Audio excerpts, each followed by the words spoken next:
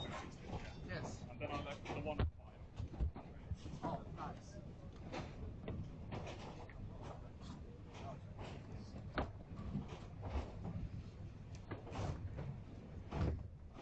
It's nonsense. It's so dumb.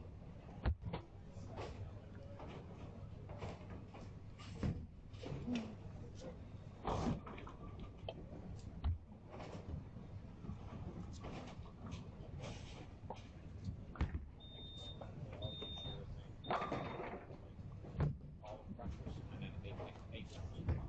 I'm going downstairs. I follow you. Oh, down there. Yeah, or next to down there. Your thing. They do sometimes 8 minutes. Oh, yeah. Out there.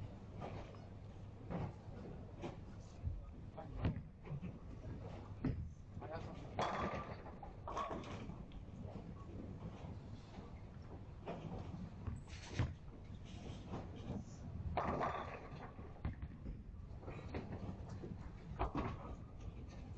Yeah, double. You like double?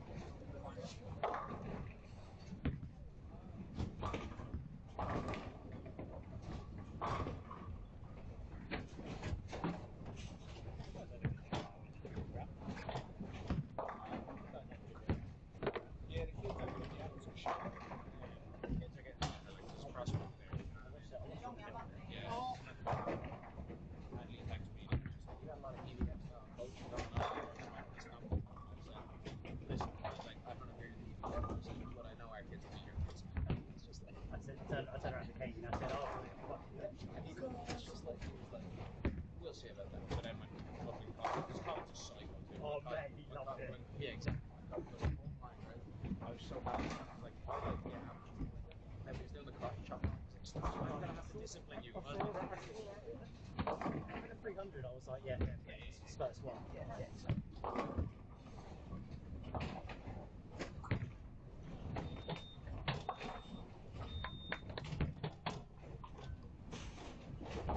7.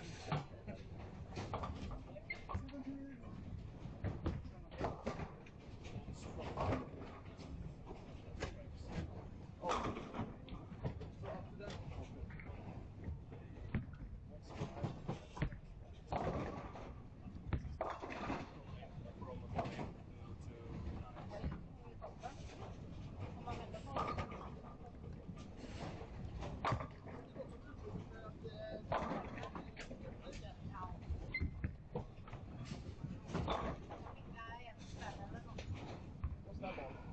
Big.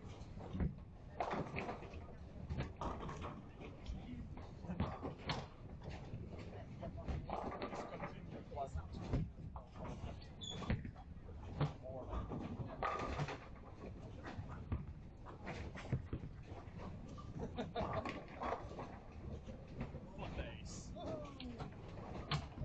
you playing the guy?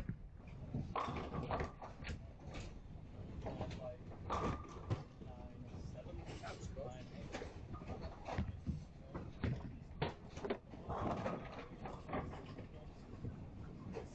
More.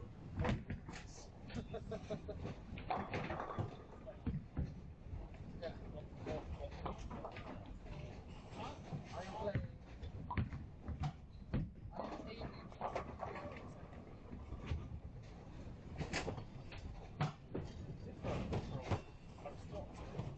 It's always different.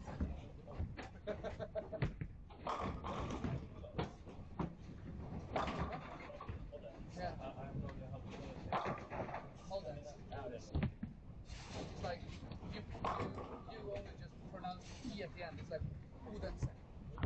Yeah.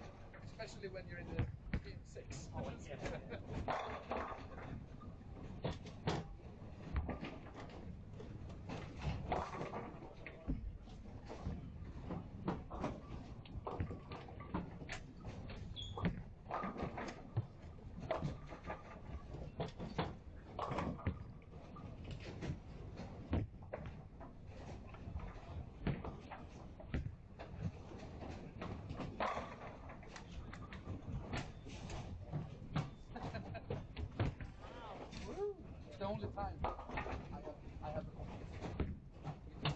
Playing for squad. I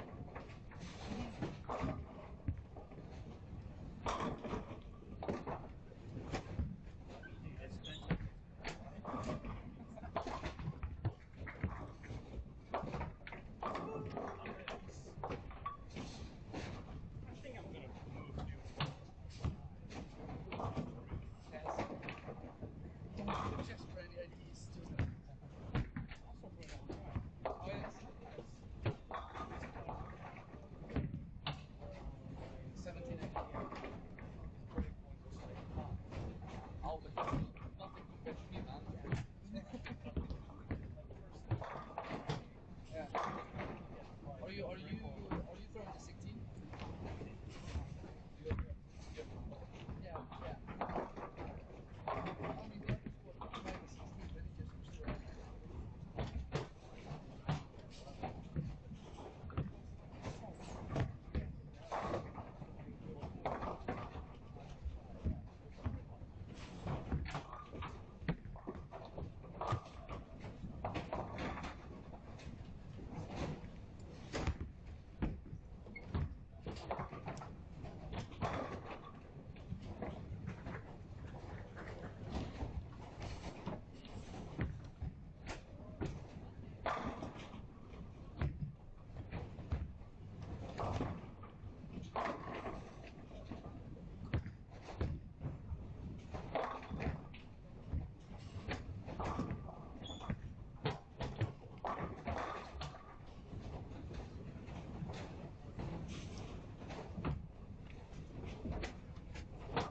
I'll back through again.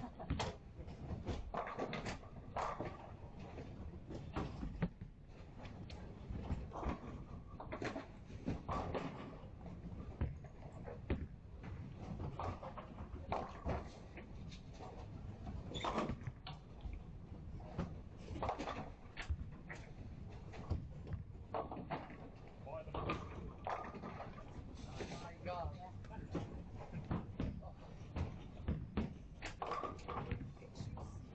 No. Oh yeah.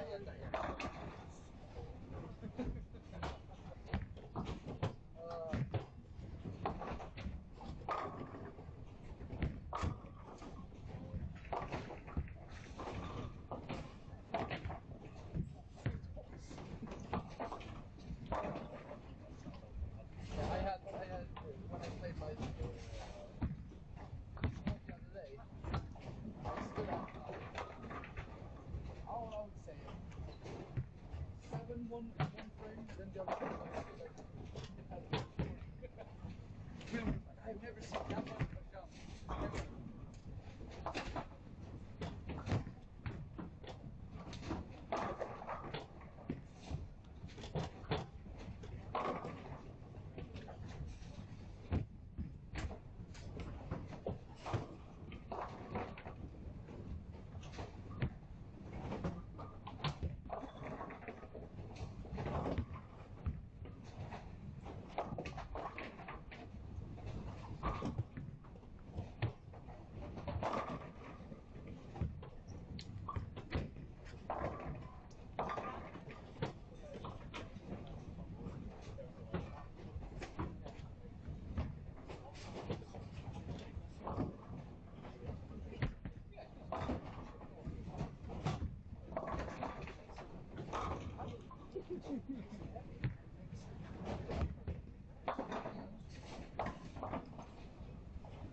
It is.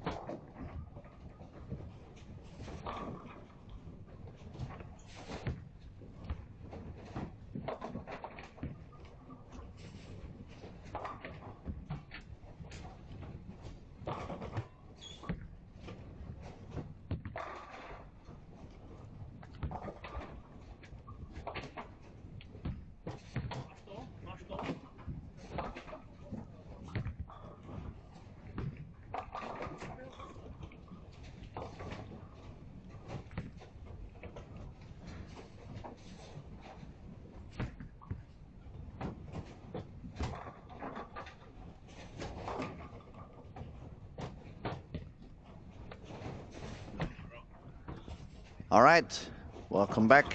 Squad number 2. Today's Thursday. We had a crazy party going on in the bowling alley yesterday. The atmosphere was electrifying. We had the Iceman Challenge. Uh, I'm glad to say that all the PBA guys were standing until pretty late at night. They had a lot of fun. Um, But now we're back into the action. We have some new bowlers just arriving to bowl, like Thomas Larsen, PBA bowler, Danish. He started pretty good, I must say. He shot 254 on game 1. Is currently on the lead of the squad. We have up to 11 bowlers over par on this beginning. And we have quite many different countries. We have Denmark, England, Sweden, United States, Finland, Germany, Malta, Czech Republic, England, Norway, Ireland, Italy. So we have quite many bowlers from many different places and countries. It's looking pretty interesting. It's very fun to see how many people is coming from all over the world and all around the world. This event is getting even more and more global, and we are really happy and proud about it. Talking about scorings on game 1, ranking, it's Thomas Larsen on first place with 254. Dan Harding is second with 226. Adam Andersson 220. Andrew Holt 215. Juho Vuoppola from Finland 214. Then we have Albin 14 over. Joachim Karlsson 12 over. Paul Purps 210. Daniel Frisch 207. Then we fired a guy from Malta, Nikolai, 205, and a girl with 203, which is Elisa Hiltonen from Finland. And then we have two of the big stars from Sweden, Jesper Svensson and Carl Eklund, both of them with games of 199. And then the guy some people in the chat was looking for, Lukas Jelinek from Czech Republic. He started with 197. And then followed by Jarno Latti from Finland, 195. Richard Thies is also on the lanes at the moment with 193. And we have some more big names over there. We have Christopher Sloan, we have Chase Nadeau, Matthias Wetterberg also, and Pepi Consteri, the daughter of Sami. She is also super talented, and it's going to be fun to see what she manages to do. We have been seeing during the week that games 1 and 2 are usually going quite well overall. It's mostly when we see some issues, it's from game 3. So game 3 and game 4 usually become a little bit tougher. It's going to be fun to see what goes on this particular squad. We also have the former PBA Rookie of the Year, Santu Tabahainen. He is now bowling on lanes 19 and 20, but he didn't start very, very high. So, but we have to see, this guy is really, really good. So if he finds something on the lanes, he's gonna really squeeze it till the very, very end of it. Now, let's see what we can find on the scores. People doing okay and people struggling a little bit. It's a little bit of everything. On lanes 19 and 20, we have Joachim Karlsson at the moment with a 9 miss, but then triples per triple. Santu also on that pair, open frame to start, but then 4 bagger. We have also Maurice Matern with a triple, spare, and a double. So let's see at Joachim. Joachim is a very, very solid bowler. He quit bowling for 10 years, but now he's back on the business. He was one of the first bowlers in Europe to have or achieve about 600 RPM on the ball. He's really, really powerful, very strong. He's got a big arm. His arm is almost looking like my legs. He's very, very strong, a lot of muscle. Then on lane 13 and 14, we have a nice pair of people bowling together, Jesper Svensson and Andrew Hall. They're going to be bowling together for the whole squad. They are actually moving left. They bowl on 17 and 18 right before. 17 and 18 has been quite a difficult lane all over the week. So we have to see what they can accomplish from now on. Thomas Larsen, for those who are watching, is bowling now on lanes 15 and 16. As we said, is the current leader on this squad with 54 plus. And on this game number 2, he started with a 9-spare double, 9-spare triple.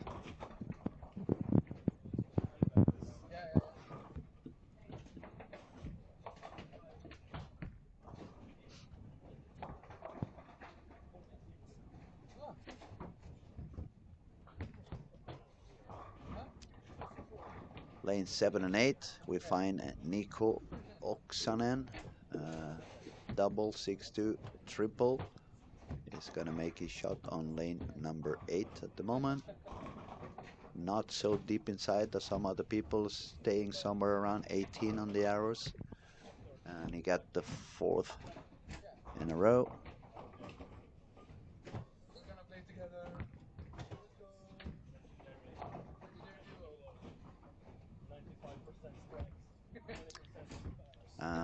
The Finnish girl, Elisa, with 203. She's bowling on 5 and 6. She's got a double, and so far she's sparing everything.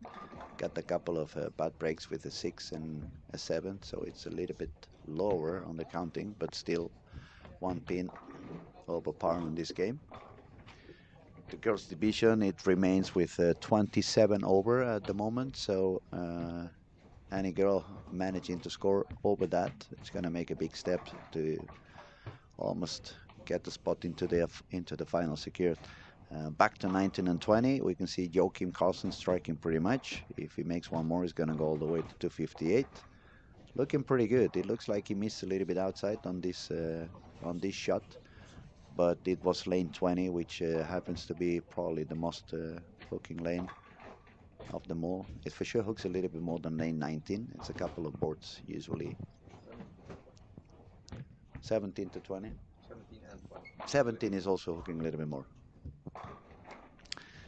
Some strike for Santu as well to end up with 227, recovering from game 1. So he's going to be now sitting at 402. Very good scoring for Joachim Karlsson with 257. That's going to put him with 69 over after 2 games. Now he's going to be praying that nothing really terrible awaits him on the next pair, because he's going to move all the way to the other side of the alley. He's going to move from 19 and 20 to 3 and 4. 3 and 4 at the moment, it doesn't look very easy. We see Alvin, for example, is on a scoring pace of 170 something, though even Alvin is lefty, so it shouldn't really... That was not a very good break for Lukas Jelinic on lane 1 and 2. Ball in the pocket, and he left the 5-7. Was that the urethane ball, perhaps? I think it was a urethane ball. That ball read on the foul line, so it had as much energy as I do at the moment at the pins, which is nothing. Probably that's why I left the 5-7. Let's see if he can spare it.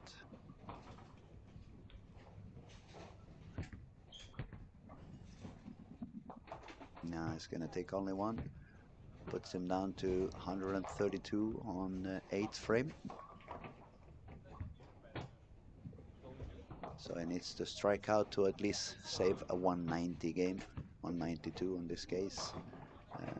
Bowlers that we can know also on lane 3 and 4, it's as I said, Pepi Consteri.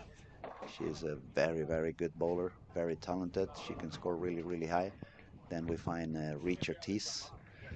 He's got an open frame on frame 2, but then he's got a couple of doubles, so he's already on the par, and he still have to throw the 10th frame, so he could go another 10 pins a little bit higher. Time to say hello to the people in the chat. I see we have some people.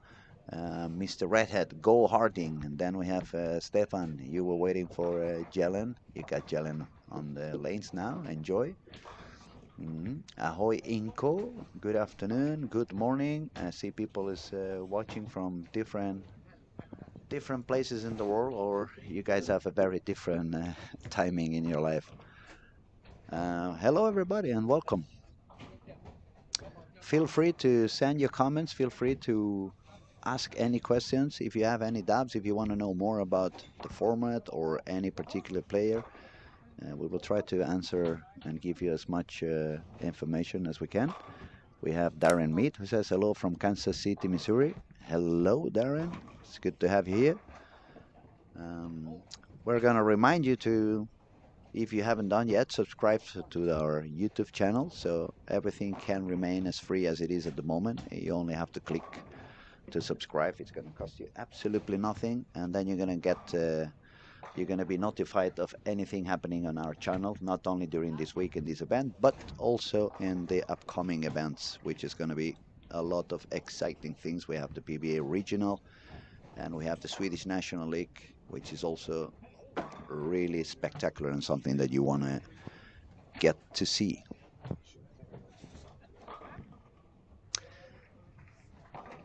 Okay, let's see what else we have. We have Chase Nadeau fighting his way back on lane 17 and 18.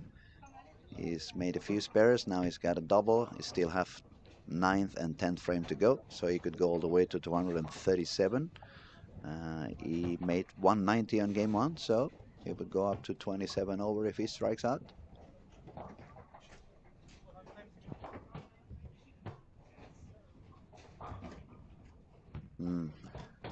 Just left a little bit of a weak 10.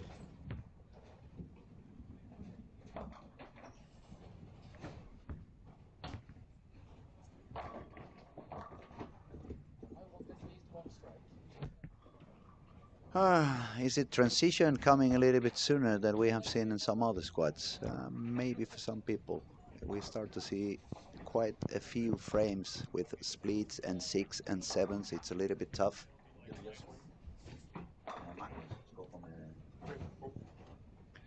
Let him know to come through this door, though. Thank you, buddy. Senior.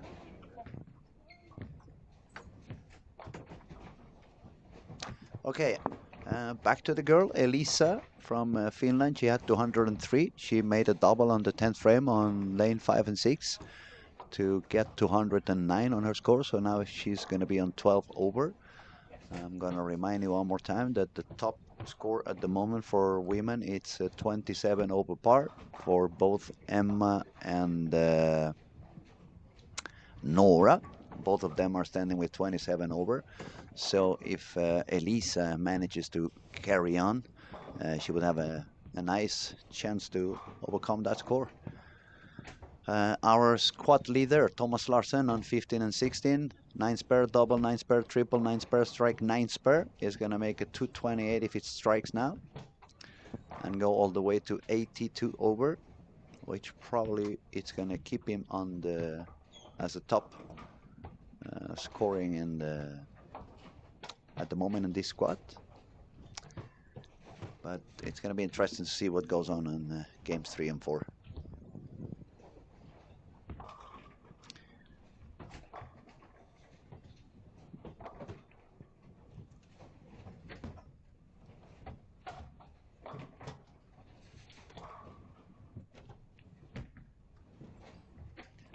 Not a very high scoring either for Nora Johansson. Now in lane 17 and 18, it looks like she either found a little bit of a trouble or she was trying to do something a little bit different this time.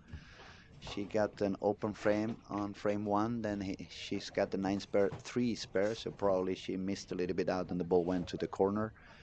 A couple of more splits, and now she just missed a single pin on the 9th frame. So even if she makes a triple on the 10th, she's going to be a little bit lower on 330. It can be a little bit hard for these young bowlers, especially when they are used to be so successful, when all of a sudden you kind of hit that wall where you cannot really find yourself comfortable enough to score as you are used to. You can get a little bit upset. It can become a little bit overwhelming in your brain. You can become a little bit tired, exhausted. So it's not so easy. I really feel sorry for them, but they have so many years of success coming in front of them. I think this one is going to be it's going to be good for their career. They're going to learn about what stuff they are yet not that good and they want to work on. So they have to take the positive side of whatever happens. They don't want to stay on. You don't want to stay on the negative. And that is not only for bowling. That is for every aspect in your life. You never want to focus too much on the negativity. You just rather go into the light and the shining and stay on the happy side of the road.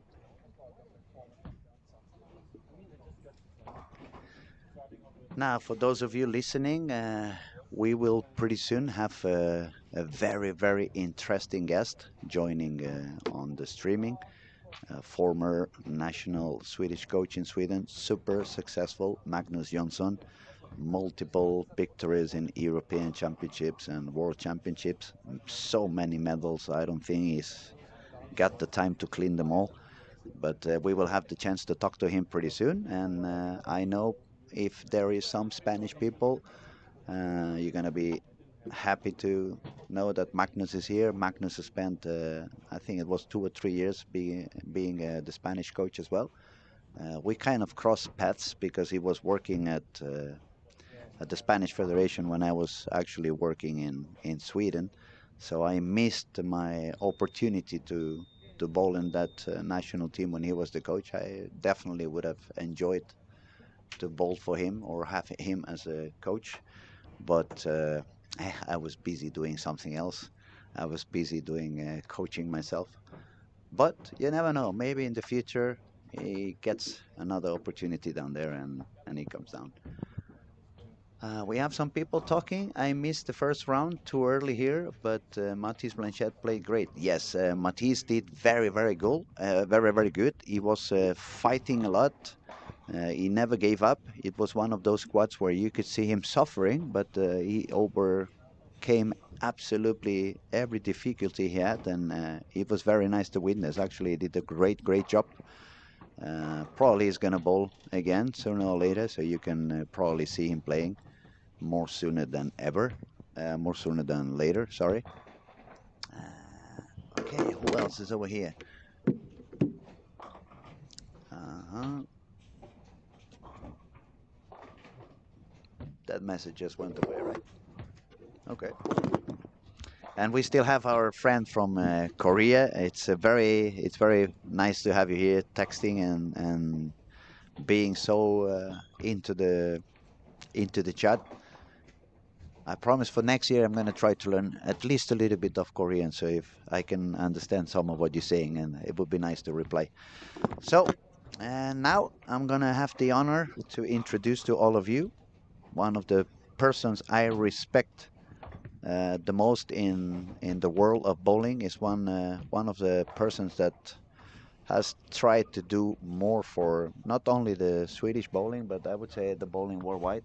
Magnus Jonsson, välkommen till, bienvenido, welcome. Muy bien, gracias, muchas gracias. Es realmente un excelente oportunidad de estar contigo aquí porque no nos vemos muy frecuentemente últimamente, No, así por que desgracia, es últimamente coincidimos poco, no tenemos la suerte de vernos tantas veces. Casi diría esta es la ocasión que nos obliga a coincidir todos los años en el Storm Black y Larsen Masters. Exacto, sí, es más o menos la única ocasión en que nos vemos hoy en día, pero siempre es muy, yo me quedo muy contento cada vez que te veo. Yo también, la verdad es que son muchos años que hemos ido coincidiendo. De alguna manera me has visto crecer desde pequeñito. Cuando hemos coincidido las primeras veces, yo era un adolescente. Has visto cómo he ido perdiendo mi pelo poco a poco. Eso nos pasa a todos. Sí. Magnus, let's go back to English. Yes. Also because just for you to know, Magnus can speak very fluid Spanish, and since he spent some time in Spain, it's also nice that we can talk a little bit of Spanish for those of you viewers on the southern countries of America and the Spanish people as well. Magnus. Yes. Yesterday was a very exciting evening, I would say. You gave away another medal. It's called the Magnus Jonsson medal. I was looking at the wall while you were doing your speech, so I could see the previous year's winners, and it was only a lot of big names over there. Explain to us a little bit where did that started, how did that started, and explain a little bit about the medal Yes. in fact. Yeah, the idea. I quitted my stint as a national coach in Sweden in 2007 was the last year. Yes, Hmm. and in the year 2009, Swedish bowling. Federation. No, not the federation, but bowling. When bowling came to Sweden, that was in 1909. Uh-huh. So Okay. in 2009, we planned for a big party. It was a lot of different things we should. So it was a 100-year celebration Exactly. anniversary. Anniversary. Exactly. And and of course we should have a great party in one of the better places in Stockholm, also for celebrating this. And then the idea came up because I feel and still feel that I have so much to thank bowling for. I'm so grateful for what bowling has done to me, and I want to simply pay a little back. bit, give Yeah, back something. back, Yes. give So back. that's the reason for the medal. And what could be better than give it away the first medal at the 100 At years. the 100th anniversary Exactly. celebration. Yes. And that was so to speak the kickoff for The kickoff for beginning to give away this yes, prize yes, ceremony, which you do once a year, I once a believe. year. So yesterday was number 17. Yes. So Yeah. now it's been 17 different people who's got the Magnus Johnson medal. Correct. And as I said, all of them are very important people, I would say, especially in the world of Swedish bowling.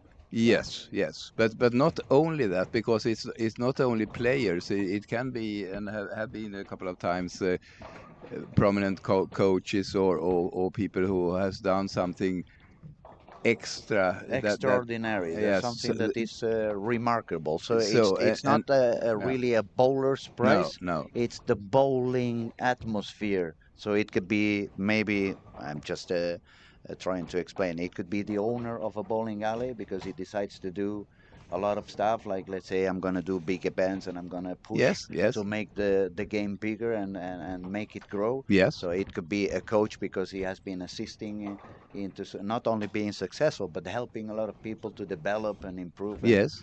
Yeah. it's a very wonderful idea. Yeah. So yes, you I think you find it very well in words there. Yes. Mm. Yes. So yeah. And yesterday the winner was Rasmus, right? Rasmus Edvall, who won sensationally won the I believe it was the Scorpion. the Scorpion. Yes. In the Yes. PBA. Yes. And if unless I'm wrong, Rasmus became the third Swedish bowler to conquer a PBA title. Correct. I Yes. believe number one was Mats Carlsen. That's back right. in the day. Yes. Was the first one to Yeah. go out there, compete, and show how good He it was. he won totally 4 titles, and now we have of course Jesper, who is obviously. winning constantly on the tour, and I think it's 13 titles he has now, and so this is pretty unique to what he did, and the way he did it also. He qualified as number 5. And on the step ladder, He had to fight all the way yeah. up to the top until the very end. And, Yes. and it was not an easy. It was not. No. And In the semi-final, he played E.G. E.G. Tackett, and that maybe you cannot find Any any other? tougher No, I agree. It's very difficult to find someone. It's a little bit tougher to beat. EJ has been destroying the world of bowling, and it's also remarkable because we are living on an era. Um, you are also not a 20-year-old kid, so you remember exactly what I'm talking. I compare this situation in bowling with athletics when they had the high jump. Hmm. Everybody was jumping Yeah, forward. you mean the Fosbury flop? Yes. Yeah, As that's, soon oh as yes, he yes, did the opposite, no, yes, I'm going to jump backwards yes. instead. And he Mm. did like half a meter more than anyone else. Well, not so Not much, half a meter, but you know what I mean. yes, yes, and it changed It the changed the sport. It yes, changed the yes, it sport. did, And in it a did. way, it looks like it's happening the same with bowling. When Jason and Oscar started bowling two hands and dominating all around the world, Oh you can yes, see oh all yes. the children starting to bowl two hands. Uh, and then here comes EJ Tackett. No, I'm gonna keep bowling one Mm, hand. yes. I'm gonna do as many reps as any of the two handers. I'm gonna have as many uh, powerful shots and high speed as any of the two handers, and I'm gonna be as successful as any of the two Yes, handers. So yes, correct. I mean, that is the charm with bowling. I mean, part of the charm anyway. I mean, it must not be done in only just one way.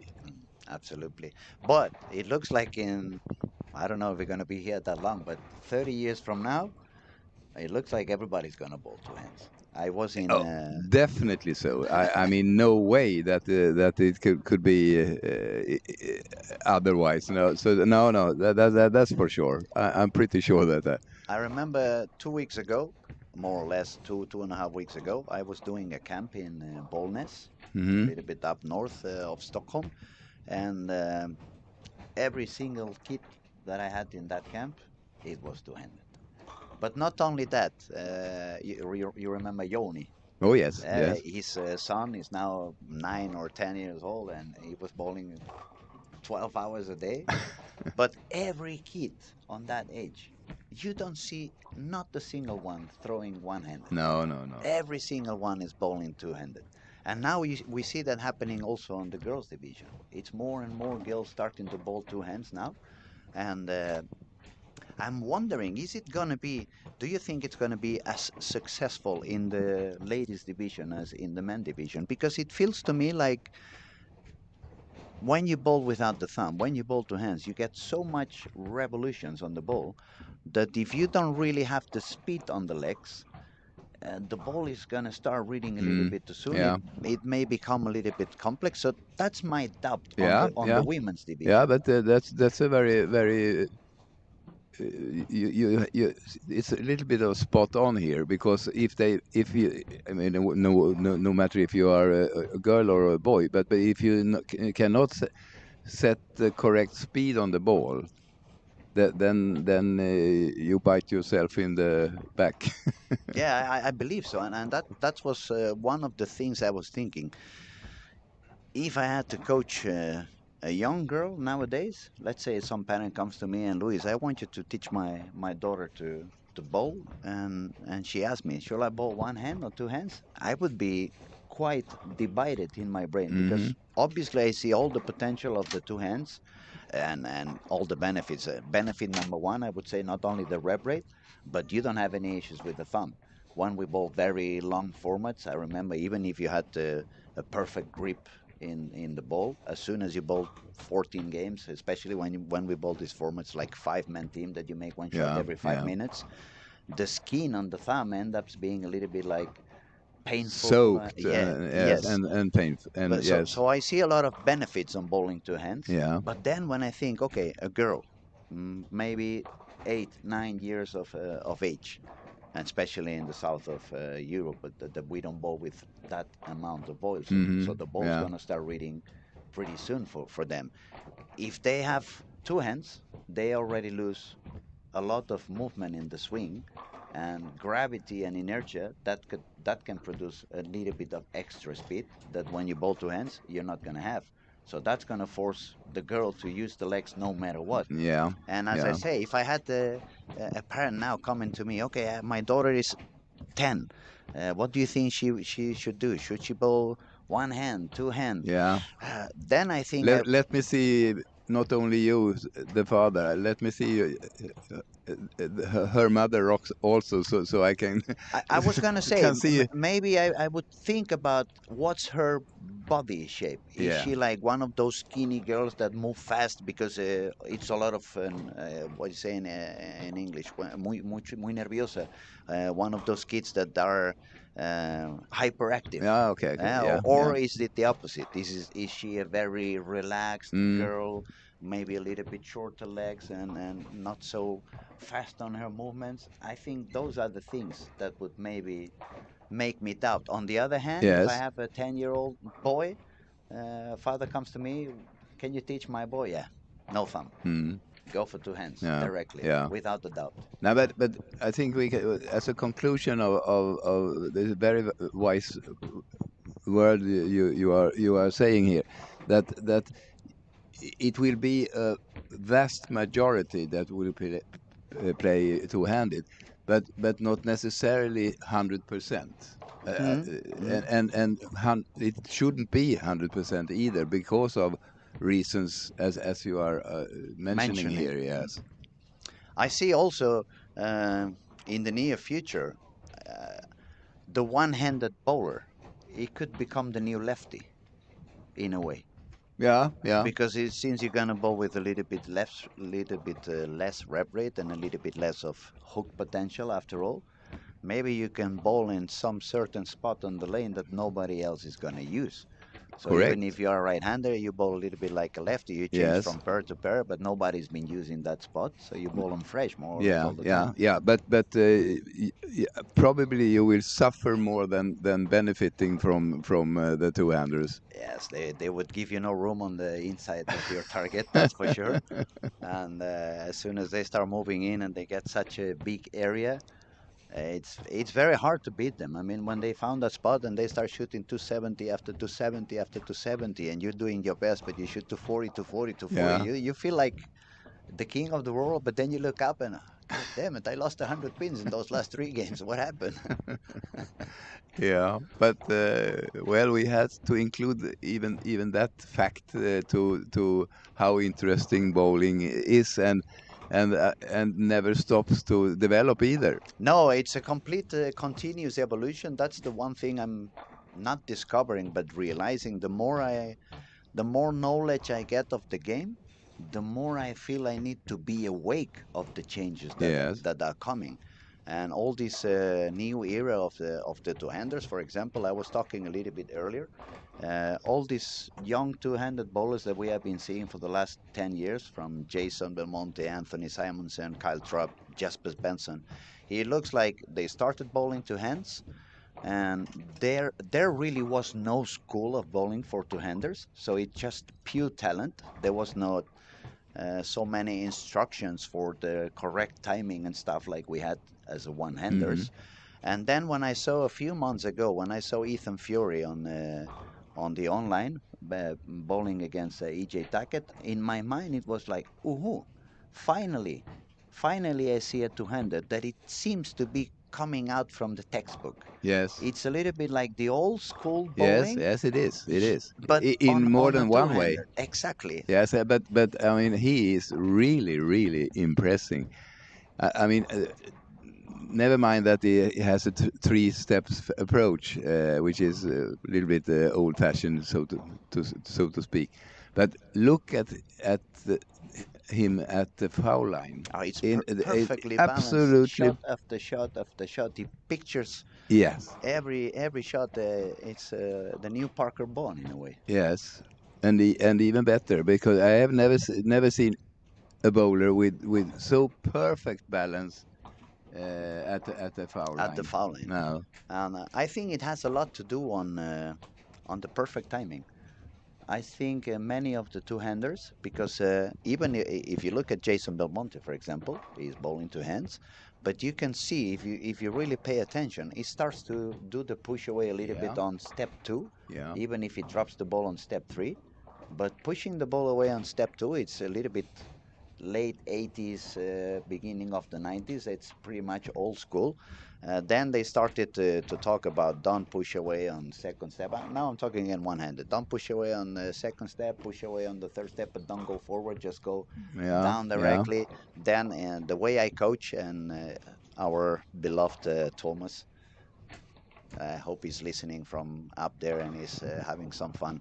Um, we were explaining in the Team Tuba Super But, Camps. let me interrupt you one Yes, second here, absolutely. because I haven't. This is my own idea that I haven't developed it, but it's a feeling I have. Hmm. Instead of what you say with the push away and these things. Yeah, one it, step or another yeah, step. yeah, okay. But if you see it from the completely opposite side, if you see it like what I am going to try to do now, 100%, one thing, and that is to when I come to the foul line, I'm gonna be in perfect balance, and no matter how I get to the line, but I will try 100% to achieve 100% balance Hmm. at the foul line. I mean, instead of taking it from the other side, that I must do this, that, and this to be able to be On perfect balance yes, once I get to yes, the foul line. yes. But on that one, that's why you interrupt me. But I was getting there. I was gonna say that actually we started coaching people to check their timing at the end of the approach, not at the beginning. Mm, So we told people that what you're actually looking for, and that you can translate to any other sport. When we see a guy kicking the ball, a football player kicking the ball, first he puts one foot, and then the other foot arrives to kick. If we think about golf, you transfer the weight, and then the the driver or yes, the yes, iron yes. Yeah, arrives. yeah, We think javelina, they put the feet and then they yeah, throw the yeah. javelina. So we try to explain that bowling has to be the same thing. First you arrive, and then the ball is going Yeah. to come. That is where you want to Mm, measure the timing, and to get that timing, you can do it in hundreds of different ways. definitely. You can shorten up the approach. You can push away Yeah. later. You can run more on the approach. There's so Yes. many different Mm, things you can yes. do, Yeah. and that's why I was saying when I saw Ethan Fury, it felt to me like, aha, someone discovered how to have the perfect timing as a two-hander Yeah. without having the need to run so much on the approach, because he's not really going as fast with No. his legs No. as No. many of the two-handers as we see. And as you very well said, he's super good at doing those three steps approach, especially when he bowls in front of the ball return. And when I was seeing it online, for me it was like, look at how simple it actually is. Mm, Instead of thinking about 4 steps, 5 steps, well, no, just 3 steps. That's when he moves. That's yeah. when he races. Yeah. Get the perfect balance, and I guess it has a lot to do both in a absolute astonishing timing. I mean, he's never early, he's never too late. He's exactly where you want to be, and also he's very, very smooth on his release. Yes. He's not overdoing. He's No. not No. over forcing. He's not using so much the muscles. He really does a follow through. Like it puts you back 20 or 30 years back on the way he's bowling, but in today's game Yeah. Yeah. Yeah. with power and revolutions, and he's a very fun kid to watch, Mm, yeah. definitely. Yeah. He is. He is. And he impresses me a lot. Really. And I mean, maybe also with the only three steps, it's hard to recommend it, Yeah, and I'm absolutely. not No, doing no, that. of course, But of but course. it simplifies things also. Mm. Actually, I'm gonna explain something. I have a new student back in Barcelona. Well, actually, they are a father and a son, and the father had a lot of issues letting go of the thumb of the bolts, and he decided to bolt two hands. But he's one of those guys who is always so stiff, Tense. always in tension. It Yeah. was very, very hard for him to find the rhythm. Okay. And we happened to have done one class only with both him and the son, and then it was when I saw Ethan Fury on the online show. A couple of days before we had the second class. So after I saw Ethan, I grabbed him and I said, "No, no 5 steps, no 4 steps. You're gonna work on 3 steps, All right. and Okay. that's what you're gonna do." And it worked so well for him. All of a sudden, everything became easier and Yeah. became smoother. So it may be, especially for those hands who are for those people who are beginners, they're starting to practice on their game and they are brand new. I think the 3 step approach that Ethan does, it would be very beneficial to try to imitate Yeah. if you're Yeah. starting to become a Yes. two-handed bowler. Less details to To think about. yeah, exactly. Let's think Yes. to Yeah. worries. Yeah. Okay, Magnus, let's take a quick break to see because we have a lot of striking. Usually, it has been a very, very difficult situation on games 3 and 4, but I see a lot of striking for being on game number 3. I'm gonna quickly Yes. remember the people who's standing at this Definitely. moment. So, who's We had after Andrew Hall is doing fine. Andrew Hall is going for a 290, Exactly. which is gonna be very good news for him. Yeah. Uh, And he must have had a very poor second game because he had 220 something. He's sitting there on 17th spot. He had 215 on game Yeah, 1, 168 on exactly. game Yeah. 2. Yeah. But he's gonna really jump up.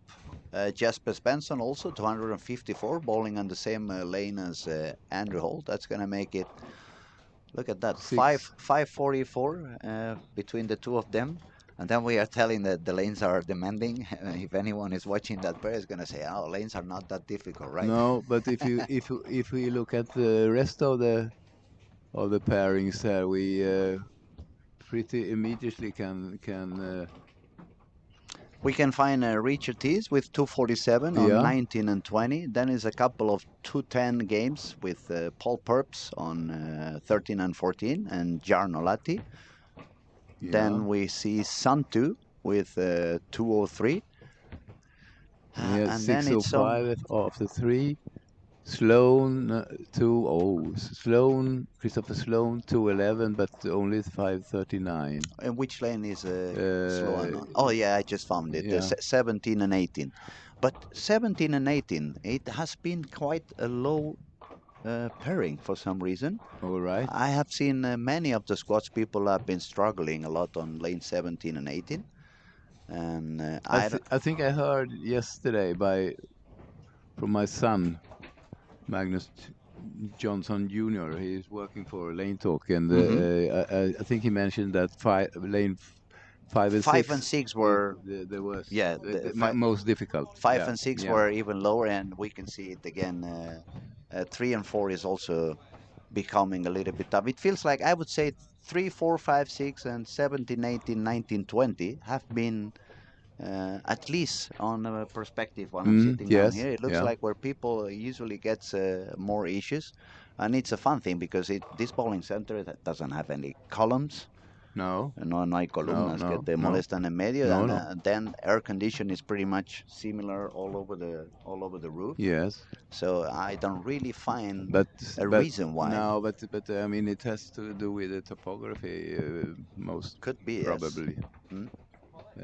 But I mean, we are not criticizing. It's no. That's what it is in every bowling center. And especially, I guess, up here it has to be harder than in any other countries because the fluctuation of the weather, you can have up to 30 degrees in summer, but you can go all the way down to 15 minus at some point. 15. Well, maybe a little bit more up north. Definitely not down here. But when I was in Mora, we had at least 5 weeks we were below 20. Even I got used to the cold back then. Okay. It was the first time in my life I came to Helsingborg, and that's a true story. You can ask Backe and so. The first time in my life I drove all the way down from Mora to Helsingborg. I was 8.5 hours in the car. They were all freezing. They were all wearing jackets and like cold winter. And for me, this is the first time I'm not freezing in Helsingborg. I guess it was 10 degrees or 12 degrees more than I had up there. So. But I remember you freezing, and that was in 1996, I think. I had invited you and your mother to Stockholm Oh, yes. for Yes. watching I remember. Barcelona, which Barcelona but football team playing against, I believe it was, AIK, yeah, yes. And OIK. I personally I'm very very much Real Madrid, but this time this time when they played AIK, which is the local team where I live in Stockholm, Solna. I hate them. I really hate them. So that's the only time in my life I have cheered Cheered for for Barcelona. Barcelona, yeah. Yeah, And it didn't work out so well. I yeah, think we ended up 1-1. 1-1. Yes, yes. So And but well, it was this was in February, I think it was, I don't remember. and it was like 18 degrees below Minus, yeah. zero. Yeah, We and you froze. were freezing. I was freezing to death, definitely. I actually remember another funny story. Right before we went into the football game, Yeah, I remember you asking me, "What are you wearing to go yeah, to yeah. the football match?" And you said, "No, no, no, you cannot go like that." And you made me borrow. The first time in my life I had this, Långkalsonger.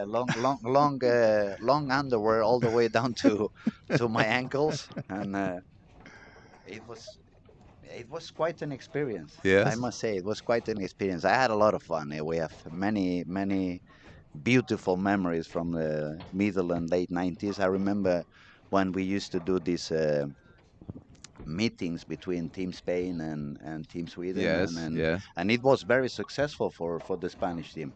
It was by far the most successful season that the Spanish team. It was in 96, 97, 98. We grabbed a couple of medals Yes, you did. consecutive Yeah, in yeah. European championships, and it's a sad thing that it's not happening anymore. But it also proves how important it is on bowling when you get yourself closer to better bowlers Yes, and you try to learn from them and you try yes. to see how they do, how they interact with the lanes, with the atmosphere. For me, it's funny. You were saying before when I asked you about the medal that for you it's kind of a payback to the game, and that is exactly how I feel every single time I come up to Sweden and do some camps and do some coaching, especially to the young kids. I cannot stop to remember when I was the young one Mm. getting the Yes, lessons yes. from either Mats, Backe, Bowman, Thomas himself, and now I feel like my heart it's in depth. So Yeah, I yeah. really have to pay back, and it feels good in my soul when I try to help, or when I actually can help one of the Swedish young guys. It feels like okay, that is what I'm supposed to do. Yeah, It's yeah, time but to give that's back. definitely a payback. Yes, yeah. That's nice of you. I really appreciate your work. Well, as I said, everything I know in the sport, and I believe now it's a lot, nothing is really mine. I mean, I was the annoying kid asking questions to absolutely everybody. You remember Joseph Winner, Oh yeah, obviously. oh yeah. Uh, I sat down by his side on the buses on every single big event we bowled as Team Spain, Uh-huh. like World Championships, European Championships. It didn't really matter what it was. I didn't have.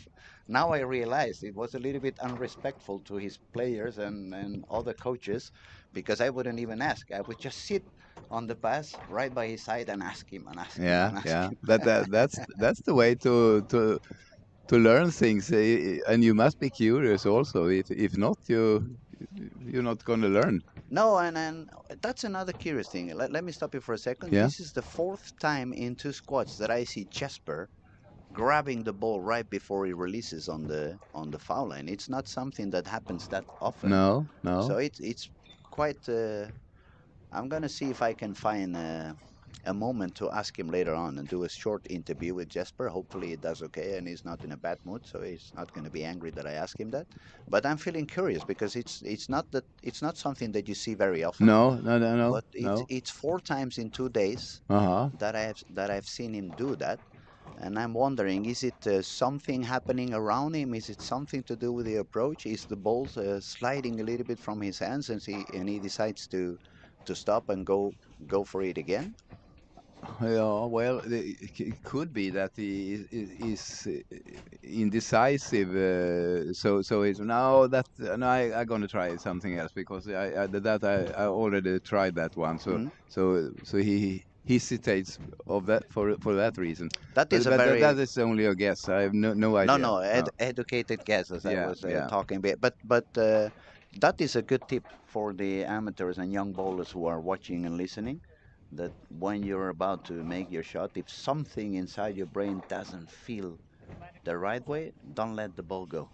No. Grab it back, put it in the ball return, make sure you know exactly what you want to do, and then you go again. Yeah. It's not easy. Not many people really are capable Yeah, you have to to have prepare. patience to do so. Okay, now we are on the beginning of game 4. Time to see what's going on the scoring pace. We have 12 bowlers already over par. It's not so bad. Usually after 3 games has lowered down a little bit. Yeah. We're going to start from the top. We have Thomas Larsen from Denmark with 85 over. Then we have Joachim Carlsen from Sweden, 680. Joachim quit bowling for 10 years, I believe. No, Not not that that many. much. But he didn't quit. But he didn't give it 100% effort. So he Okay, so played the league and uh-huh. so on. But So they didn't really quit like I did no, because I no. really disappeared from any bowling Yeah, alley yeah, for a long yeah. period. Then number 3 we have Andrew Hall with that 290 game. I would say Andrew would have loved to do that on the 5th or the 6th because we have the turbo on games 5 and 6. Yeah. It would have been even a little bit better because that would secure you for sure a spot in the final. For sure, But for sure. 73 over after 3 is quite a more than decent score. If he can keep a similar pace, that would put him on 140 something Oh over. yeah, That should be enough that's for the good cut. enough. Oh yeah. Let's ask you, since I have you here, what do you think your prediction for the cut at the end of the week? I said after 2 days, before it began, I said 13:37, but that was but just to say Just something to say a number. because no one had bowled. had bowled. But after 2 days, I said 12:97. 1297. Yeah, but see now if I can change my mind, I say 13:11. Okay, yeah, oh, absolutely. You can change your mind. The only stubborn one here is me. I said 1350 on day one, and I'm keep Well, pushing. Just because I don't want to go back. My mind obviously is telling me it's going to be somewhere where we actually made the prediction with Robert Anderson when we were talking together here on the streaming. I said 1350. He said 1330. Big Tobacco was sitting on the other chair. He said 1340. And my prediction was based mostly on the okay, I see the pattern is not easy. I see the pattern is quite complex, but I was expecting as soon as all the good bowlers start bowling together, mm, they wouldn't make so much of a mess of the different I mean, areas on the lane. But now I also realized the lanes are actually drying up a little quicker or maybe a little bit too fast. Even what that could happen when everybody's bowling on the same spot, yeah, that's going to move them even quicker. So they yes. may end up having no room or nowhere to go anyway. So that would become That instead of can making them easily go happen. higher, Yeah, they could go actually yeah, lower. yeah. Correct. So it's not easy to do No, predictions no, it's at the not. end No, at the beginning of the week. It's a lot easier to make some numbers perhaps when we are already uh, on Saturday and we have yes. And three. the easiest prediction is to, but then it's not longer a prediction if you say what it will be when it's over. That's what usually happens on the bars in Spain on Monday morning when people's having coffee and everybody says, we have a very bad coach in our football Yeah, club because he yeah. should have done this and that and that and that. Everybody's a good coach on Monday, Oh yeah. right? We have some people talking over here. We have, yes, let's see. We have Go Luca Go, Lorenzo, probably from Italy. We have some people from Finland, I believe, because they say Elisa Leia, Pepile. and that looks Finnish to me, or at least it's Where not is that? Spanish over here. Yes, Marika Lönnroth. Yeah, yeah, yeah. Then we have also Unai from Bilbao. Muy interesante escucharos. Un saludo, Unai, un abrazo fuerte. Glenn Turner, Andrew Hall shoots 290. Yes, and it was quite a nice game to see. Then we have Lorenzo on the other side. Go Giorgio, Italy, go. Graham Adams. I'm here supporting my fellow Scott, Paul Connell. Yeah, it's nice to see so many people watching and following the action online. Let me remind you, if you have not yet subscribed to our YouTube channel, do so. You just have to click the button. It's 100% free. And actually, if you do that, you're going to be supporting the cause. It's going to help the algorithm to put some credits on us so we don't really have to change anything and we can keep showing world-class bowling for free. And I think that is very important for the whole community, all the planet of bowling, that Yes, that we can see the best bowlers yes, live and just sitting down and for back free also. for free, exactly, Yeah, yeah. for free. Now that's really a treat for every person who loves bowling, and we are quite a few. Yes, yes, many more than people would believe. Now, going back to the not the girls division, because there is no really a girls division, but the two top girls who are not in the final, they Yes. also have a pass into the final. Yeah. So as the two under 21 bowlers and two seniors. Yes. So at the moment, the top score for girls is a tie between Emma Haltunen and Nora Johansson. Both of them have 12-27, so 27 over. But now we can see from Finland, Elisa Hiltunen, she's already 25 over after 3, 203, 209, 213, so that's pretty steady. She's bowling at the moment at lane 17 and 18, which we have said it seems to be a little bit tough, but she's got a strike, 9 spare, and a double. Yeah. So we may have a potential girl trying to get into the first place for the ladies division. Yeah. In a way. Interesting. Yeah. I'm gonna have to see if I can make her. Yeah, now she's gonna take a shot on lane 18. Let's see what type of shoot she's doing. See how deep or how not deep. Not deep at all. Not deep at all. That was somewhere around 13, 14 board on the arrows, keeping the breakpoint somewhere inside 10.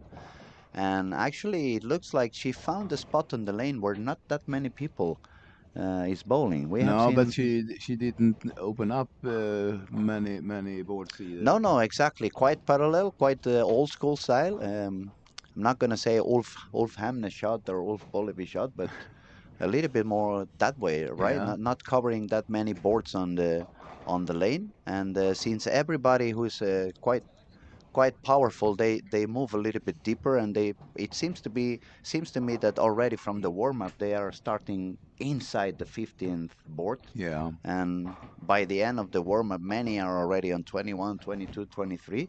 So maybe even further. Even further. So maybe she found a spot. Yeah. As I said before, where she can be a little bit like a lefty. She's gonna find kind of fresh over fresh every time she changes the lane. Yeah.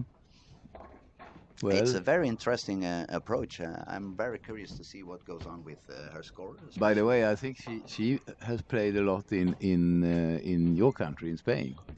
Really? I think so. I think it's Elisa Hiltunen's played the league and the number of tournaments also. Okay, then that would explain why she feels comfortable on dry lanes. Yeah, but I'm not 100% that it is Elisa, but I think it is. But now that you mention, I'm gonna make sure to ask her later on. Yeah. If she's bowling a lot in Spain, because that is one of the memories I have also from many years ago. Now I'm gonna go all the way back to 2002. I spent 6 weeks in United States with the Latino boys that later on bowled on the PBA. Andres Gomez, Arturo Quintero, Arturo's brother Mario Quintero. Yeah. We shared some time with Amleto over there, and we were on the way to Las Vegas for the high roller and the sweepers and all those events that never ending. But there was a PBA stop, and they had the PBA practicing session. Mm-hmm. And after the PBA have done their practice, me and the guys started to practice a little bit. So for them, it was completely burned. I remember we were betting $5 on each game, and I made money for 3 days only on these 4 or 5 games because Arturo, Andres, Mario, they said the leads are impossible. It's no way we can. It's completely burned. And I promise you, I had at least 2 or 3 boards on each side. Uh-huh. I kept shooting 250, and they were, "Well, how can you do this? This is impossible." Because you played a lot straighter. Not only straighter, but for me it was easy to just let the ball slide through the lane. Yeah. Because that's what I was facing week after week Yeah. after week in Spain. It's many of the bowling centers that we had to bowl, especially back then. They would oil once a week, maybe once every 2 weeks. So you have to find a way to cross those dry spots. Another thing that we had back then in Spain, it took a very long time to introduce the synthetic lanes. We had pretty much every bowling center where I was until I was perhaps 15, 16. It was only wooden lanes, Yeah. and they would not resurface year after year. So I remember the boards were like really spreading apart one from the other, and it didn't matter how many times they put oil with those old No, of course not. Centuries machines because the oil would disappear instantly. So I guess that's also telling you what goes on with this new generation trying to fight this pattern. They have got used a little bit to use a lot of urethane and to grip the ball pretty strong and just give a lot of surface, and that doesn't seem to work that well on this particular event. No. So they need to adapt to a new reality in a way. What did she? Who are you following? Elisa. Elisa got a split on lane 17, but now she struck again on lane 18. Ah, yeah. So she's got strike, spare, triple, split, and a strike. So she's still above par. Yeah. What is there? Who is that? Richard Thiessen.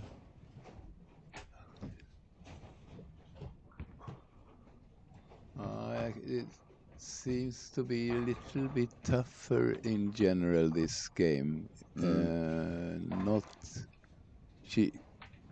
Not many players over par at this moment. No, in this game. And I'm not surprised because it's been happening. Actually, I'm surprised that it didn't happen sooner because it has been happening all over the squads on Game 3. Game 3 has already begun to be like, okay, I'm here. Transition says hello to everybody. And now deal with me in a way you can.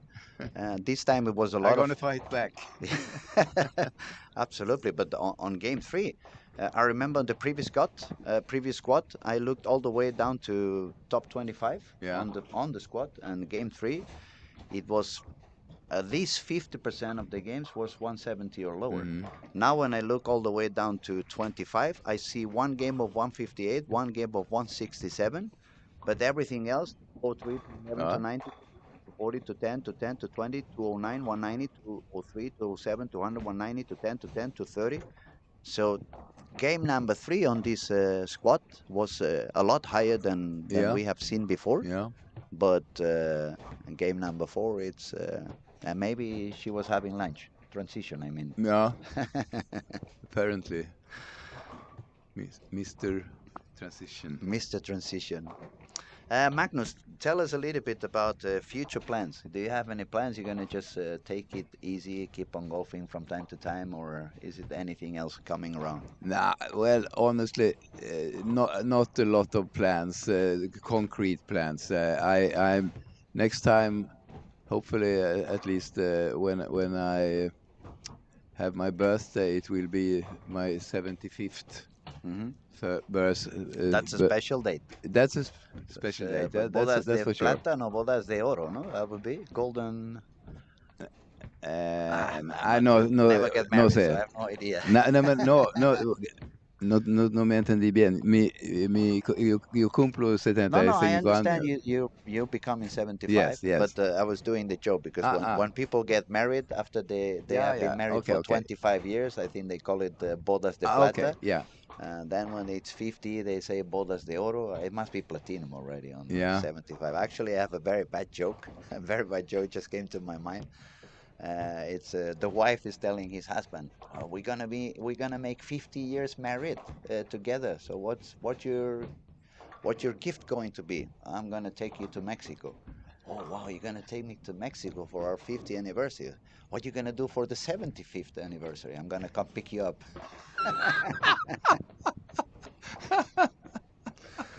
And yeah, you can see I'm a guy for a little bit of everything. Streaming, DJ, joking. That was a very funny one.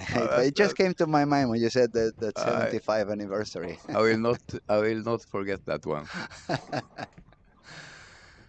Okay, let's see. Oh, Oh, that yeah, Elisa's got. Jesper a lucky double, I didn't but see he that. really needed it also after 2 open frames, after 5 frames. But now he is a double in the sixth and No, seven. I only saw Elisa had another split. It's the two time in a row, second time in a row that lane 17. The ball is really getting deep in the head pin. Yeah. So I'm gonna try to follow, see what happens. She's actually gonna have to shoot the 10th frame there, so it's not good news. But now, if we go back to the ranking, let's see where Thomas Larsen is at the moment. He was leading the score with 685, and Thomas Let's is find now him. bowling on lane. Uh, uh, uh, 7 and 8. Yes, 7 and 8 is going to There just he is. take a Yep, shot now yeah. on lane 7. He's But got two he's doubles. He two could go doubles and no open frames. And here comes 3-6-10 3 leading. 6 10, but probably he's going to take a spare, so it's going to be a 211 more or less. So he could go all the way up to 96 over, which is a good score after 4. If you Definitely a can good score. keep your pace going on. Yeah. Joachim Karlsson was also with 80 over. Is bowling also on lanes 7 and 8. I believe he just had the strike on the 10th. So Joachim can score a 240 game with another strike on the 11th. On lane 8, he's going to shoot the 11th right away. So that would put him with 122 over. That's a very good score. Yeah. In He has already saved the 230 game at least here. Mhm. So one more and it will be 240. Oh, that's a very good score, really. And then number 3, we had Andrew Hall, who just shot 290. He had the triple until he just got it split on the 7th frame, but he still have 3 frames to end his game on 5 and 6, sharing the lane with Jasper. They're also bowling with Chase, who's really deep in the lane already, somewhere around 30 on the arrows. That's quite deep. Joachim leaving the 4-pin. But it looks like Joachim brought the right balls this time. He bowled Yeah. at the beginning of the week. Then when he was going away, one of the things he said, I'm going back home. I'm going to pick up some different stuff. I believe I need different balls than the ones I have in here. And so far, it seems to work pretty good for him.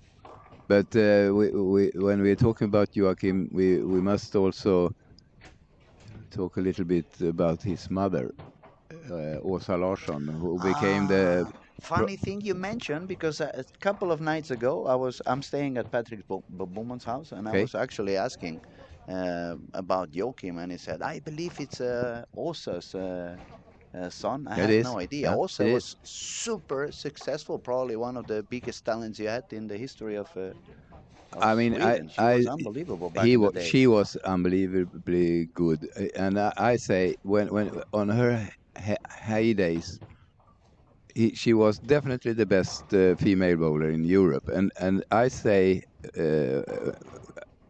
I dare to say, and we will never get the proper answer, but one of the best bowlers at the time, female bowlers in the world, maybe even the best.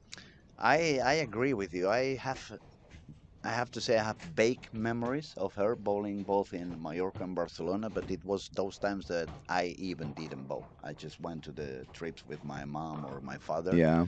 and but I remember her bowling, and she was unbelievable. And you know, when you're a kid, 5, 6 years old, and you just look at the bowling alley, you get distracted because you want to do different things as well. But I remember her doing so much so much scoring compared to many of the other girls around. I'm gonna see a little bit what goes on the scoring. I'm gonna try to update everyone. We are ending game number 4 at the moment. Uh, Lucas Jelinek on 9 and 10. He found his way to score a little bit higher at the moment. He's going to go all the way to 40 to 47 if his person strike. That's going to bring him back above par. It's going to be 16 over. Joachim, the guy we were talking about, son of Åsa Larsen, he shot 231. Is now 111 over par. Uh, Andrew Hall is yet to make the ninth frame. They are a little bit delayed on lane 3 and 4. Especially, yeah, actually lane 3 and 4 is a little bit delayed compared to the other ones. So we have to see what they managed to do and how much they managed to score.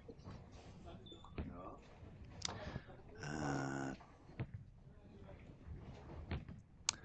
Thomas Larsen 211, so now he's 96 over as we predicted. Joachim Carlsen is going to be probably the squad leader with 111 over. The only one who could get close by at the moment would be Andrew Hall, who had 73 over and can go all the way up to 236 in this game. But yes, Joachim is going to remain on the lead at the moment.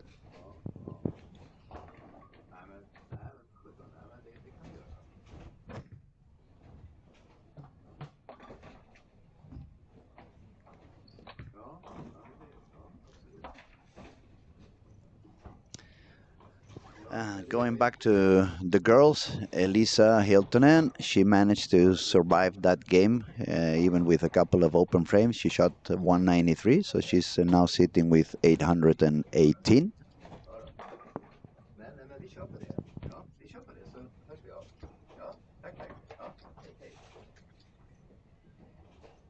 Mm-hmm.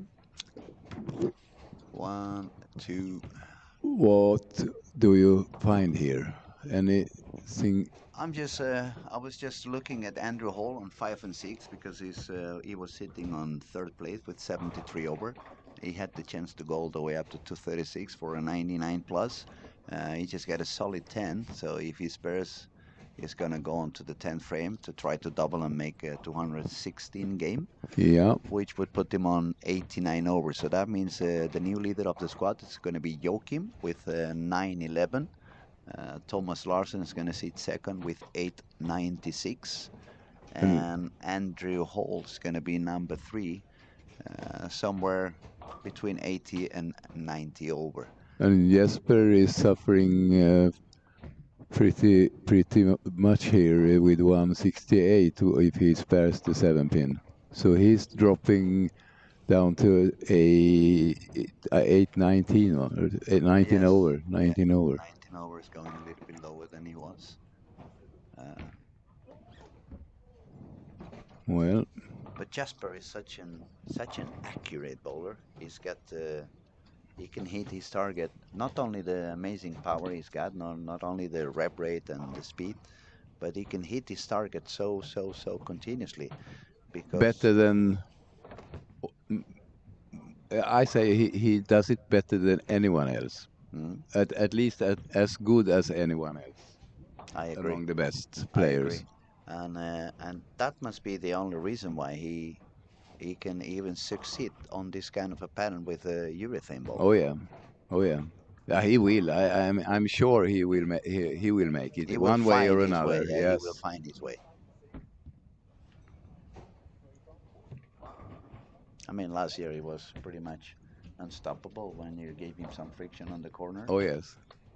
Let him bowl the urethane out there. He's not going to give you so many chances to try and beat him.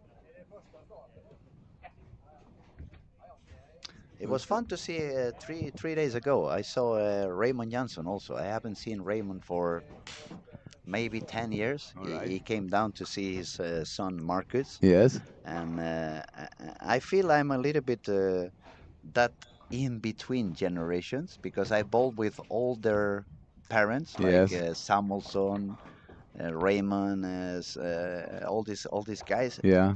and now I see older kids, and I'm like, I'm not really bowling at the moment because of my back and stuff like that, but I'm still in an age that I could keep bowling for another 10 years. Yeah. I'm not yet even a senior.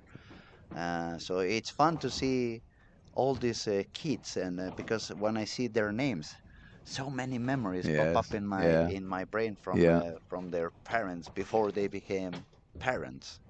Oh yeah. When they were younger When they. people, they were Yes. Yes. 26 to 30 years old. Yeah. I bowled with them when I was 15 to 20, and they were all 10, 12 years older than I Yeah. was.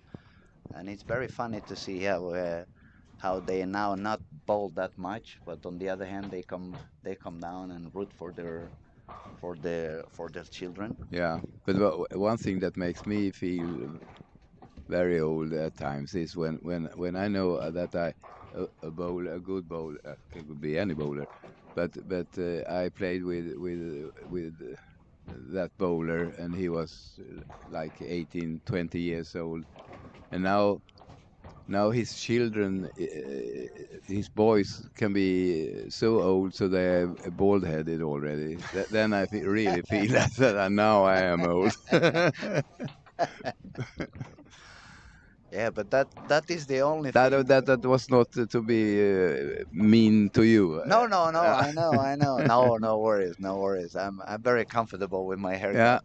yeah, It it, feels good in Spain when you have like that. It's yeah, you don't want to be on the sun with a lot of hair on, then you sweat too much. But yeah, it's fun to go back in time and remember those days and see how the game has changed so much in the yes, last 20 years. I yeah. mean, even when we had the first reactive balls, I believe it was actually Raymond Johnson and Patrick Bowman in European Championships '93 in Malmö No, it was 92. or '92 that they had the Excalibur and they 90. shot like 15 pins. Ah, you're right, 93. It was 93, 93. Yes, 93, yes. and they had like 15 pins more average than Yeah, anyone else. yeah, And nowadays, if you put the Excalibur on the lanes, it would almost look like a spare ball. yeah, yeah. And back then, it hooked like 10 boards more than any of the balls Yeah, anyone else had in their yeah. bags. And all that evolution, and that is also causing the oil manufacturers to have to produce thicker oils. Yes. Now it's like a circle. Every Yeah, it's in a vicious circle. vicious circle. You make a stronger ball, I make a thicker oil. Oh, you Yeah, make a thicker oil, then I'm gonna make a stronger ball, and yeah, yeah. I don't see the end of it. No. Uh, But at some point, they will have to get into a different conclusion. Otherwise, we're gonna have to start bowling on wider lanes. We're gonna have to add yes, one arrow on each side. exactly.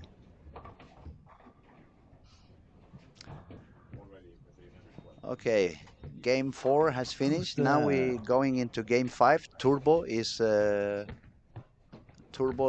valid, so any 290 game like Andrew Hall had on game 3, it would be very beneficial now since we are on game 5. That is a Yeah. turbo game already. And we will try to see our updated scoring pretty soon. I see already Thomas Larsen on 3 and 4. He started with a double front 2. He was sitting with 96 over, so it's Yeah. a very good scoring pace for him to begin like that. Then we have to see what Joachim manages to do. And Andrew Hall is on the Lane 1 lane and 1 2. and 2. Yeah.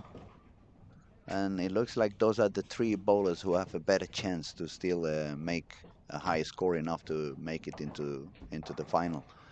Young Swedish talenteds. Let's see where they are. I see Carl Eklund with 736. So he's not gonna be yet happy on this particular squad. He hasn't found a way to succeed yet on this pattern. And Nora, I have lost Nora from my site. Yeah. But she is. Yes, 5 and 6. Oh, pretty low score. 656 after 4 games. That was yeah, not much. not the best. Being her, no. But if we say you need to have at least 781, that's number 16, to have a decent chance to make it 13. 13 something. Yeah. And then we are talking about 16 bowlers in this very squad here. And we have 12 players over par. I mean that is low scoring. It is. It's not growing so much. No. Actually, it's only 4 bowlers with quite okay scoring. If we drop down to 5th place, is already Jesper with only 19 over par. I mean, if you want to try to get 13-20, that means Jesper, he already needs to shoot 500 on the next 2. And of course, they have the talent and the capacity to do it, but the lanes are quite demanding. And when we get to that late stage of the squad where there has been so much traffic, it's not very easy to accomplish that. Maybe you can make one very high game, but it's not going to be very easy to do. Duplicate it in the next game. No, exactly. For sure not. Overall week after now we are bowling squad, I believe 15. We can just conclude our conversation about the scoring pace. I mean, it's had been quite many attempts, and we have only 16 bowlers over, not even over, but Francois Labois is 1300 sharp. And the number 16. So I mean that tells everything about how difficult it is. And which squad are we bowling now, Jonte? Which squad are we in? 15, 16? 17. So that means we have 16 players with 1300. That's only 1 per squad if you make the average. Only 1 1300 per squad. And we have not yet seen any 1400s. No. We will. I'm sure we will, but they will not be many. Not many. Not many. It's going to be quite interesting though when we get into the final on Sunday, because on the first step they're going to bowl 6 games. Okay, step 2 is going to be 6 games, but then I think they are reoiling after every step, obviously. Yeah. Obviously.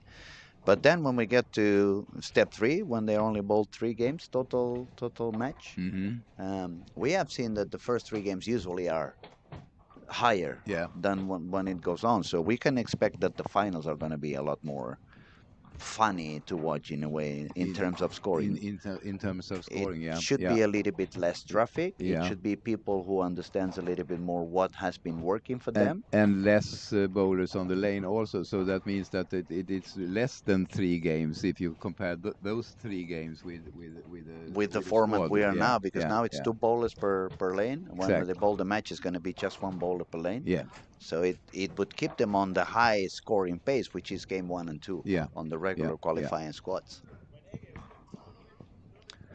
Okay, shall we talk a little bit of politics, or you want to skip that part? And let me be a little bit more specific. There has been a lot of controversy the last few weeks about banning urethane, not banning urethane. It looks like a European side of federations or committee, whatever you call them, they decided to go a little bit different than the rest of the planet. And I have my own opinion. I've been pretty open about it.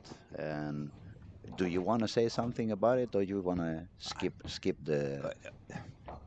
I can don't feel obligated. No, just to put another topic on. Just to put another topic on the table. But what I can say is that it's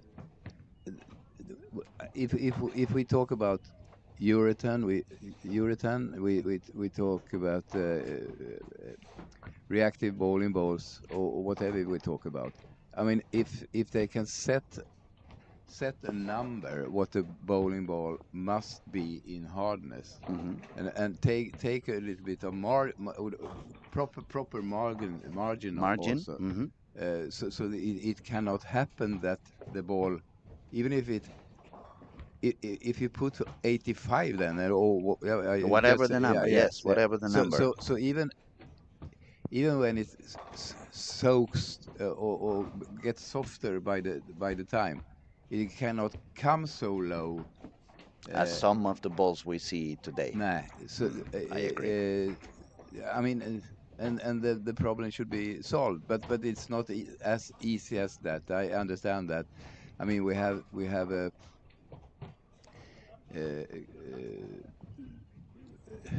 Could we say, let me ask you, because you have been a coach for many, many years, you have been in many international big events, European Championships, World Championships, Scandinavian meetings and stuff like that.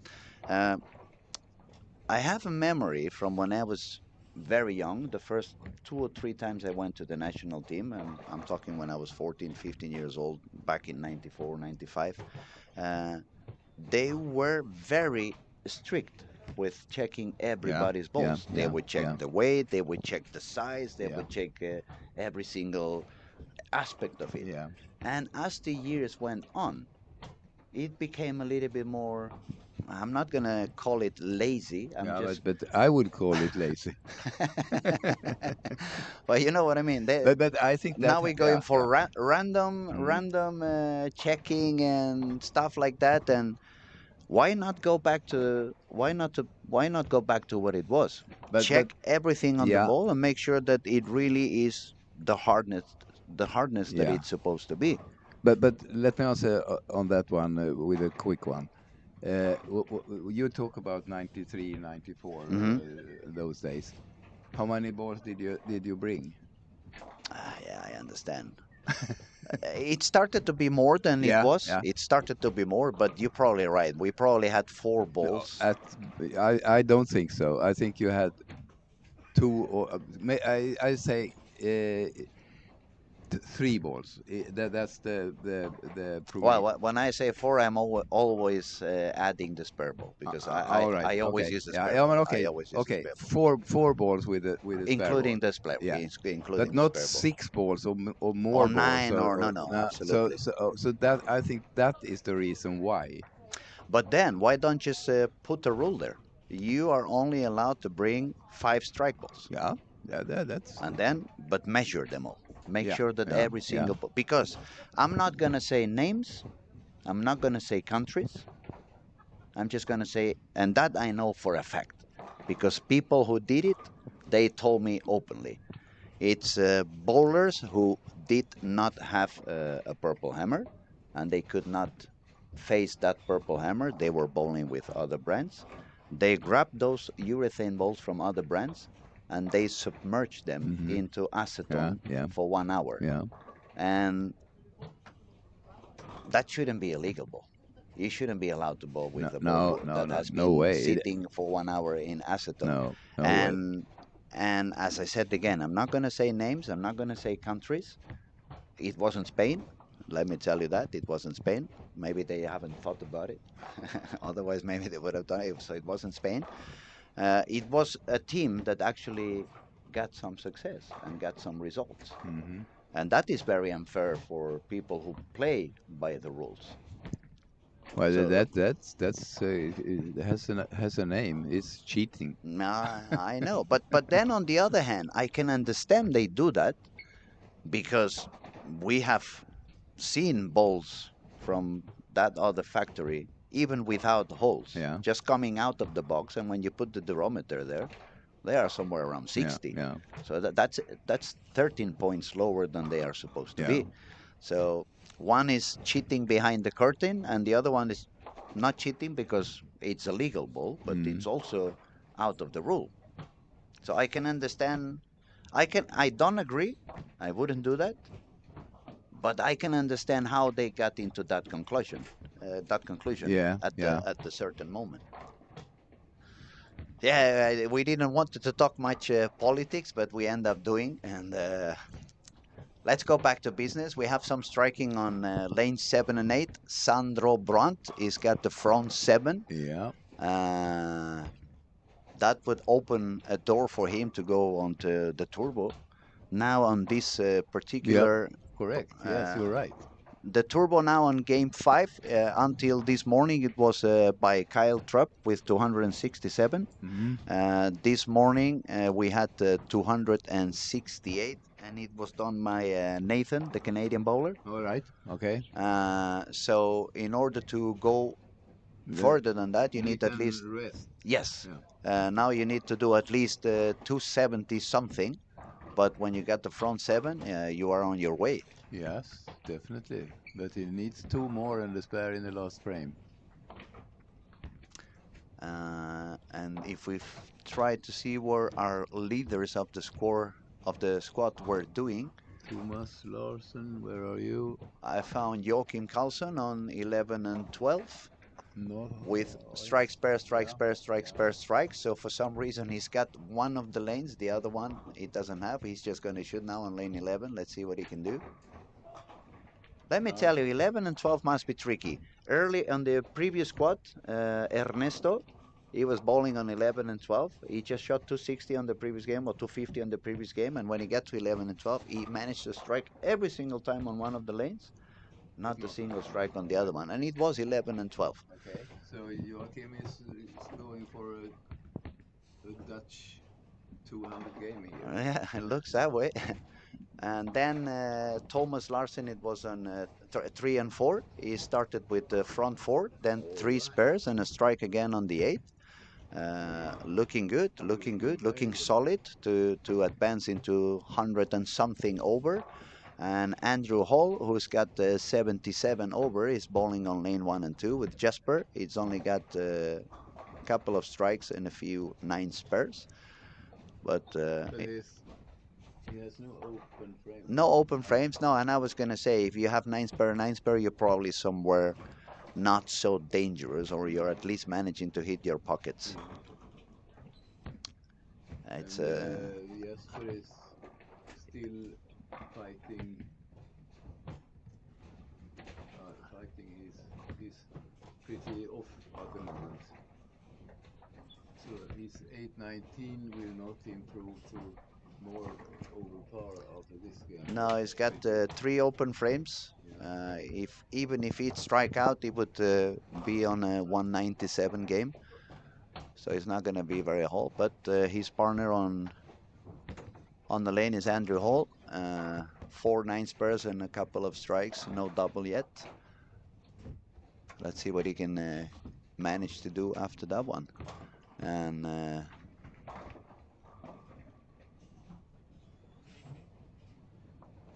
it looks like Sandro got the 8th one also. So now it's front 8 on lane 7 and 8 for Sandro Brandt. He's not that bad. He's a guy from Germany. He's sitting on the 9th place. He has 14 over. Oh yeah. So let's say he makes 300 now. He's going to be 114 over. That's already quite a high score. Yeah.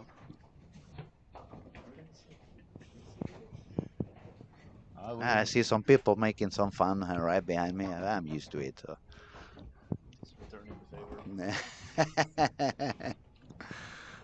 Why don't you go find a pattern to do, man? I will. Another game and a half. Just having some fun with the buddies back here. We have Martin passing by. The busy man is always working. There's always something to do. You're right. Yeah.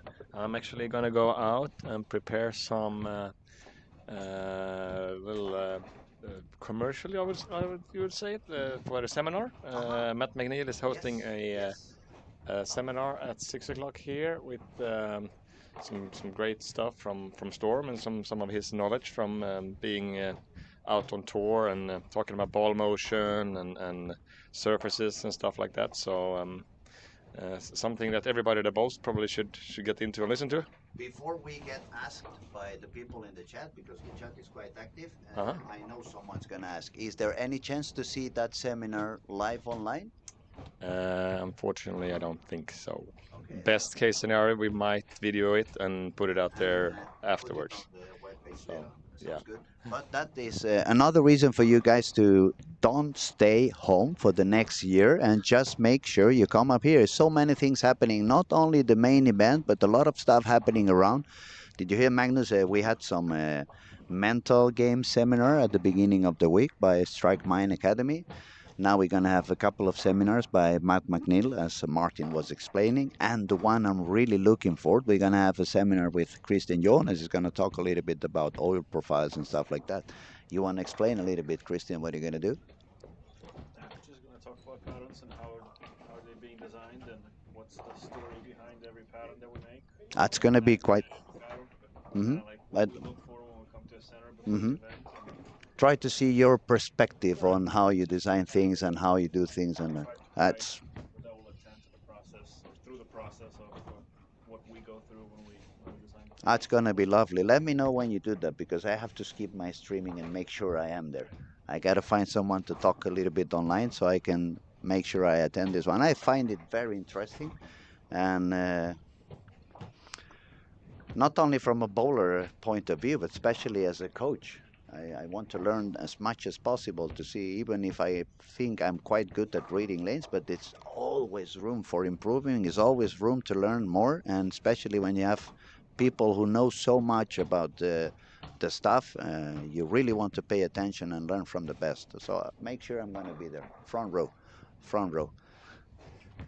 Okay, no 300 what? game. No, No he 8 left. spare on the 9th frame. Yeah, so now he needs a double in the 10th frame to take the spot from Kyle Troop, was it? No, it was Nathan. Nathan, yeah, yeah, Nathan yeah. took it Yeah. this morning. Kyle has been sitting there for a couple of days with the 267 on the turbo on So it game was, 5. yes. But now this morning it was Nathan. Nathan's not gonna be happy if they take him away the turbo so quickly. It was only one squad. He stood up there. But he has to strike. He has to Yeah, double. yeah, Otherwise, he needs to double. 268 is Yeah. not going to be enough.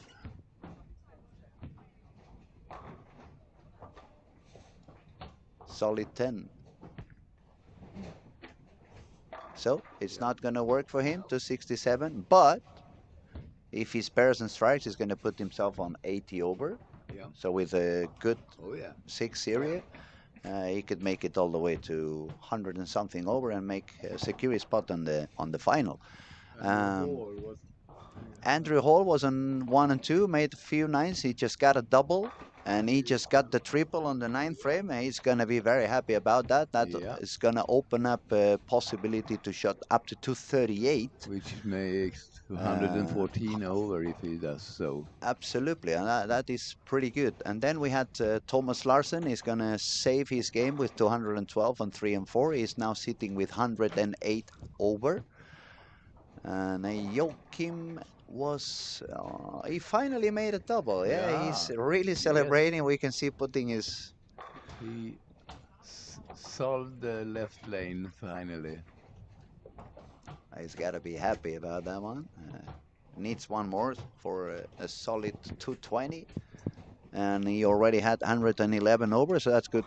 Could put him all the way up to 130 over, and that's a very good score after 5 games.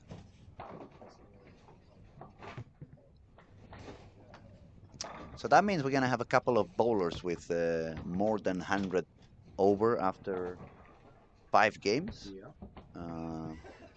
And a potentially third bowler getting very, very close to those numbers. It's a little bit of a higher scoring pace on this squad that on some of the others we have seen previously. Now, where was Elisa? Yes, we have forgotten her. 13-14, that's true. Oh, she's got a split on the 10th frame after she had double on the 8th and the 9th. Unfortunately, so 189. Now she's got 1007. That's 7 over par. She needs a 221 game at least to get the lead on the girls to try to secure a spot into the final through the girls passes by.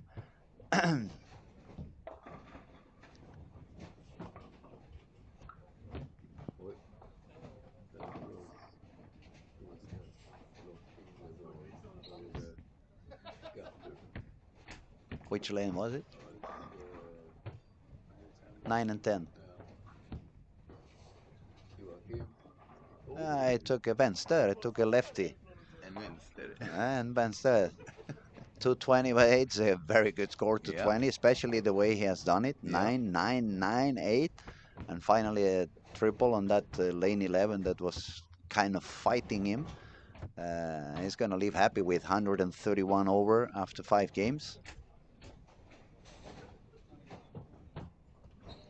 And just one game to finish this second squat of the day. Some higher scores than before. And some people, at least 3 bowlers with a fairly good chance to secure a spot into the final. Yeah. We have some comments down here. Magnus again. We have Joe Bowler. He says in the 70s, bowlers were using soakers. Yeah. Action bowlers would do that because there are no rules in action bowling.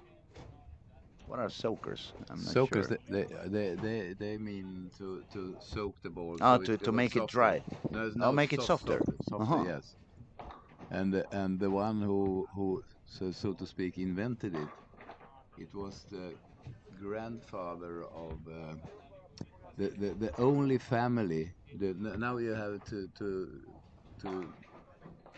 show me that you really know the game here. Then now you're gonna make me in The trouble. only family. Can I go to the toilet? The only family that have 3 generations of PBA titles. Okay. Obviously, the first thing you think is about Dick Weber and Pete Weber. I don't but know that's if there was only another two. one. And the old ones I remember it was Don Carter and Earl Anthony. But I don't really know. No, I mean You mean, 3 generations. That is. It has to be a third one. Yeah. So the one of them is playing now and does it successfully. And his father won, I think he won 2 or 3 titles, and the grandfather was the inventor of the soaking bowling balls, and he won. He was a pretty average bowler, but on the PBA tour. But that's what I was going to average say. on the We're PBA. talking PBA, and I honestly I have never followed so much of the PBA. All right. That's why I don't really know so much the history about it. If I had to make educated guess, families' names, I remember that they are going up. Well, Walter Ray called himself Williams Jr., so maybe there was a previous one. No. I know also Petraglia had some junior going on as well. Parker Bond and his son, now is Nathan Bourne, I think is Parker's son. Yeah. Yes.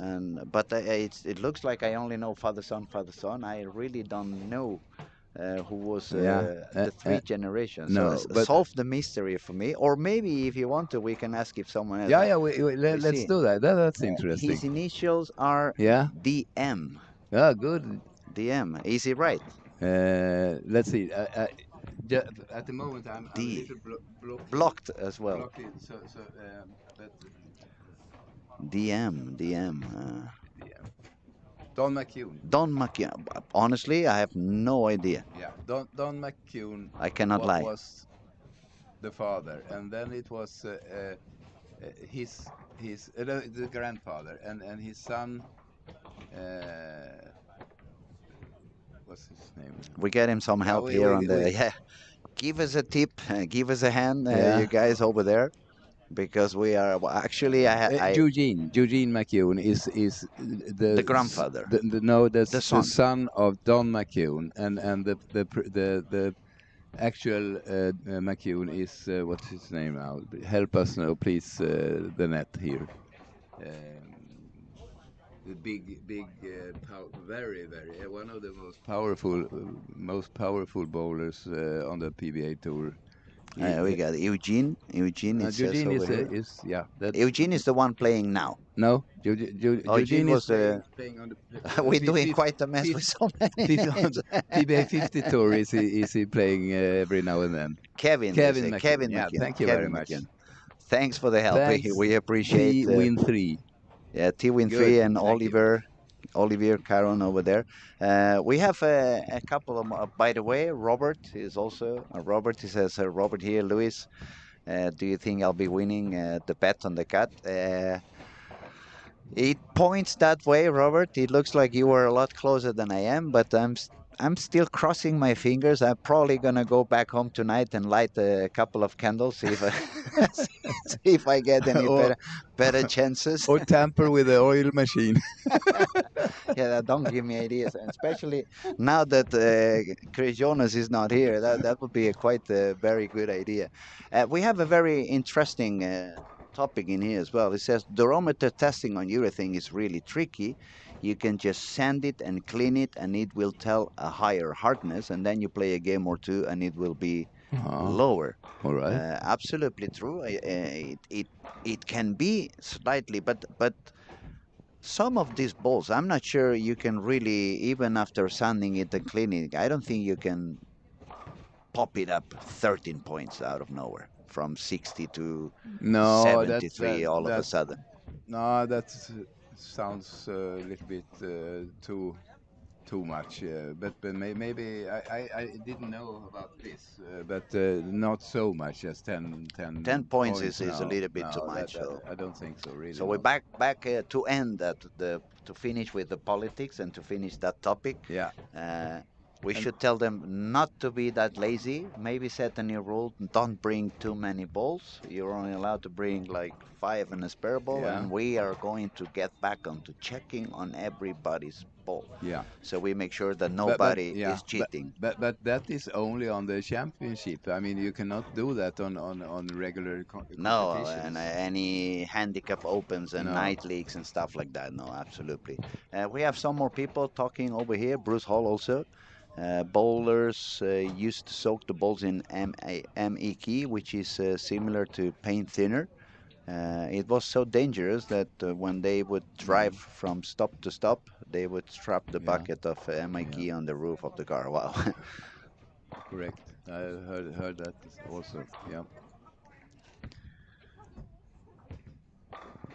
Okay, thank you everybody who's so active on the chat with Yeah, us. and It's contributed yeah, with, contributing yeah. with knowledge and ideas, and it's always more fun when we can interact. And the more we are over here, I mean, it's only two of us with a microphone, but we are happy to give you voice to all of you. So just keep on talking and keep on chatting, keep on asking. And one final time, I'm going to remind if any of you has not yet subscribed to our YouTube channel, please do so, so we can carry on doing everything absolutely 100% for free as it is now. And thank you very much, obviously, for watching, for listening, for being so patient with, especially myself, that I can. You put me underwater and I keep talking. So, but I promise to tell some other joke a little bit later on to make the streaming kind of funny. All right, yeah. You really enjoyed that one. It was And, a funny one. Yeah. So you can ponder on what will happen on the marriage when they have been married 100 years. Well, yes. She's probably gonna send it to the moon. I'm gonna buy you a ticket to Mars Yeah, with yeah. Elon Musk. One-way ticket. It was a song. It was like that. The one-way ticket to the moon. I guess if he wrote it down to before an anniversary. Joachim Karlsson, we have him where? Joachim. Uh, Was he moving right or left? Yeah, over here in 15 and 16. There. Spare Yeah. and Spare and a and triple three strike. in a row. He's Yes. doing fine now. Let's have a look at the scores now that they are refreshed. We have 10 bowlers above par. Number 1, Joachim Karlsson, 1131. Number 2, Thomas Larsen, 1108. Andrew Hall on the third place with 92 over. Sandro Brandt, who just shot 267 from Germany, is now sitting with 81 over. Richard Tees is fighting his way. He hasn't had any low game. 193, 199, 247 to 2192 with 51 over. Then we find Paul Purps with 45 over. Lukas Jelinek from the Czech Republic, 36 over. Adam Andersson from Sweden, 22 over. Chase from United States is 20 over. And Elisa still fighting. She somehow manages to not drop too much. She's sitting with 7 over par. She needs a little bit more than 220 to. If she makes the 20, it's going to be 3 girls tied at 27 over. So she needs a little bit higher than that. And the people who is on the top, like Thomas Larsen on 19 and 20, front 4, Andrew Hall on 17 and 18, bowling quite deep inside. He missed a little bit, perhaps that's why I saw it that deep inside. But happy it's just a 6-pin, easy But pin to he's spare. 100 over now, and Thomas Larsen is doing very, very fine. He has Yeah, started almost with a got the 5. four Yeah. double, 4-bagger, and leaving the 9-pin. So he will be not far from reaching the 1400. Yeah. Well, We'll see. yeah, a little bit. He Yeah. had No. 108. No, It was yeah, Joachim right. who was a little bit Yeah. higher. But look at that. Mm. The German guy, Sandro, he just shot 267. Yeah. He's already with the front 5 on Yes. lanes 11 and 12. Yeah. So He's on fire. He he's found on fire, something that is really working. It's really working good for him. He actually had a low game. It was on fresh. He shot 170 on game number 1. After that, it's 221, 226, 197, 267, and now front 5. So definitely he has found something that is working good for him. Joachim Karlsson also in 15 and 16, spare and 4 in a row. Maybe we see some people making it into a little bit. Maybe Robert, I'm going to be right, and it's going to be 1350 after all. Things are getting easier, things are getting better. Bowlers are understanding what to do. I saw Christian Jonas left the room for a little while. Maybe he went up there and give some tips but to the people. 1350 seems a little bit too much, because it's probably only one player in this squad that will make such a high score as 1350. Yeah, 1350. Maybe we have to if Thomas Larsen does another streak of 4. Yeah. And Joachim Andrew- remains at his Andrew spade. Hall. No, he didn't get it.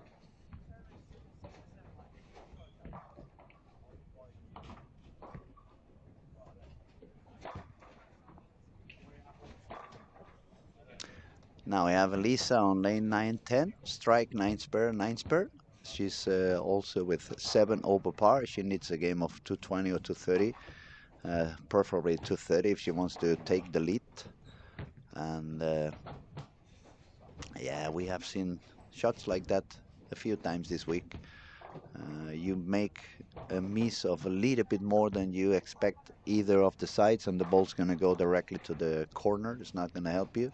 Now Elisa's bowling on lane 9. She moved definitely. She moved deeper than what she was doing a couple of games ago. She was somewhere around 10, 11, 12, and now she's already around 17, 18 in the arrows. But I guess that's a lot of traffic on that spot. It's too many balls have been thrown through that area, so it's not an easy moment. Thomas Larsen strike again on the 6th frame. Sandro Brandt left the 10-pin in the 6th frame after beginning with a 5-bagger.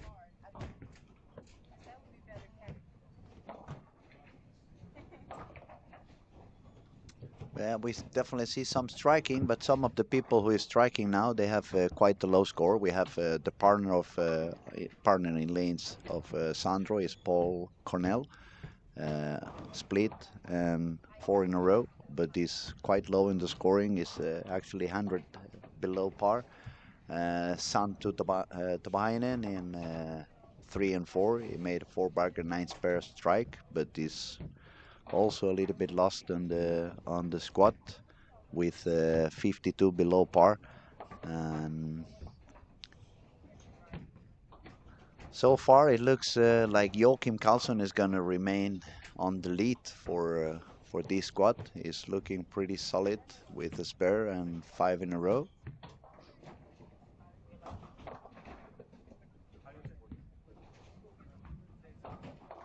Can be 1400. Kanske, maybe. Will he manage? To say it even in one more language. Cool. Oh yeah. He got another very Oh yeah. super the nice boy strike. can play. That's a 6 in a row. And you didn't jinx it, Luke. Yeah, that's good. I'm getting better on talking without corrupting the result. But now that you said that he's the son of Åsa Larsen, I mean, he's got the talent on his DNA. Then it is piece of cake. Piece of cake. Yes. It runs on your DNA. It's you shouldn't be surprised.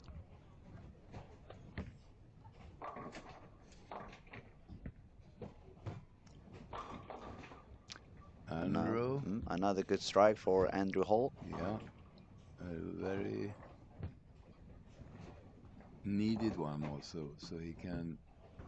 Andrew needs 92 say, over, so please. 230 at least to be 1320, Oh.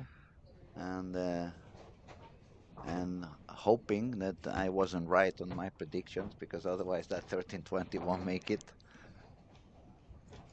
Jesper's throwing a real. Oh, no, Jesper has moved in quite a bit to the right now and playing reactive.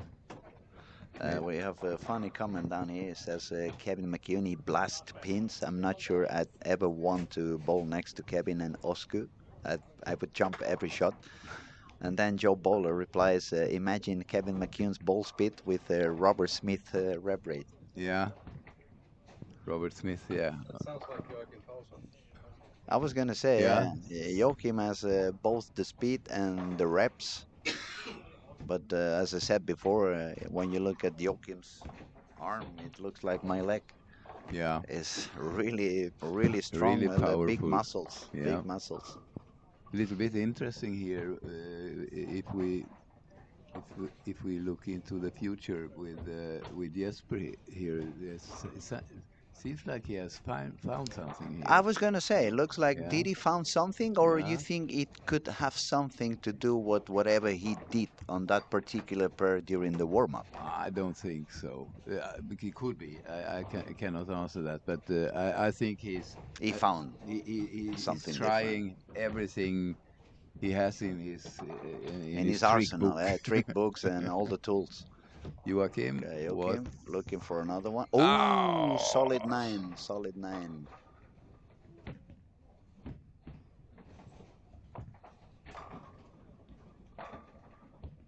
Let me tell you though, when I see a solid 9 in this stage, it for me it would be good news, because it means the ball has the power to carry on at the back of the lane. The ball is definitely not losing energy But too early. But if Jesper plays reactive, I would be very surprised if he hasn't energy left in the ball with a Yeah. reactive ball.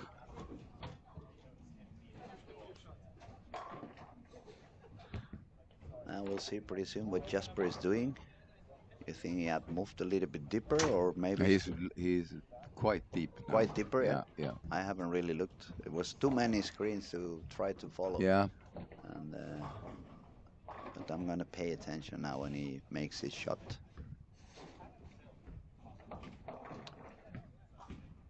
Here we have another very talented bowler, Peppi Konsteri. Peppi Konsteri, yes, Yeah. daughter of Sami. Very fun guy, Sami Konsteri. Yeah. Great bowler as well. Great bowler, yes. And great coach, I guess. Is doing a lot of work with Team Finland, right? Yeah. Let's see Jesper, here. yeah. Now he's it's quite to the right for what I'm used to see him. Oh yeah, that's pretty deep. And that's not the IQ 78.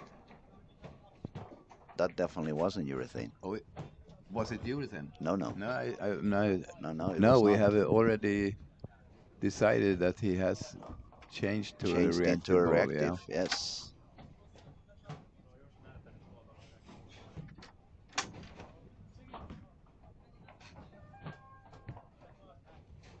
Okay, let's see Joachim again on lane 15. He is He's quite quite deep, yeah. deep. That's That's powerful shot. yes, yes. Very powerful, very consistent. And It looks amazing, yes. but where have is Sandro Brandt? Where is he? There. Sandro's got front five, Yeah, spare, yeah. and strike again on the 8th frame. He could make 260 something. We can keep the scoreboard this way until he has shot his 9th frame Hmm. to see if he can make that one too. Here he is on lane 11, Sandro Brandt. You need one more, and you get it. And he got it, yes. Very important for him.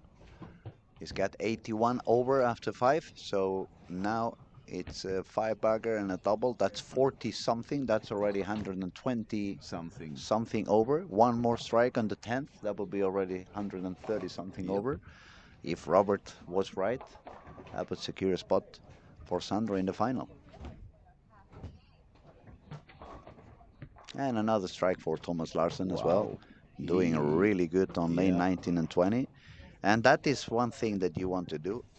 Excuse me. On lane 20, he had not a good shot. He had the Brooklyn, but he makes sure to give a good use to that Brooklyn by making a very good shot on the next one. Simply he decided to make a good shot and a strike. That's so it's so easy if you only have the decision, isn't it? So Is on a scoring pace of 279 if he strikes out, and he had 108 over, so that would put him with 187 over. That's really high. Not the leader. We have Ethan Fury. Actually, Ethan Fury would be the leader and the number 2 in the tournament because he's got the 2 highest scores so far. that's 179 over it was yesterday. 193 over it was earlier this morning. Yeah, now we go with Joachim. Oi. Now we have a new jinxer professional in the room. It wasn't me this time. But still, it's a very good squad for him. It's going to be 20 pins short to the 1400, so that for sure is going to give him a spot in the final. Didn't get. And one Thomas more. carries on with Thomas his working pace. Okay, good enough for Joachim, taking the spare.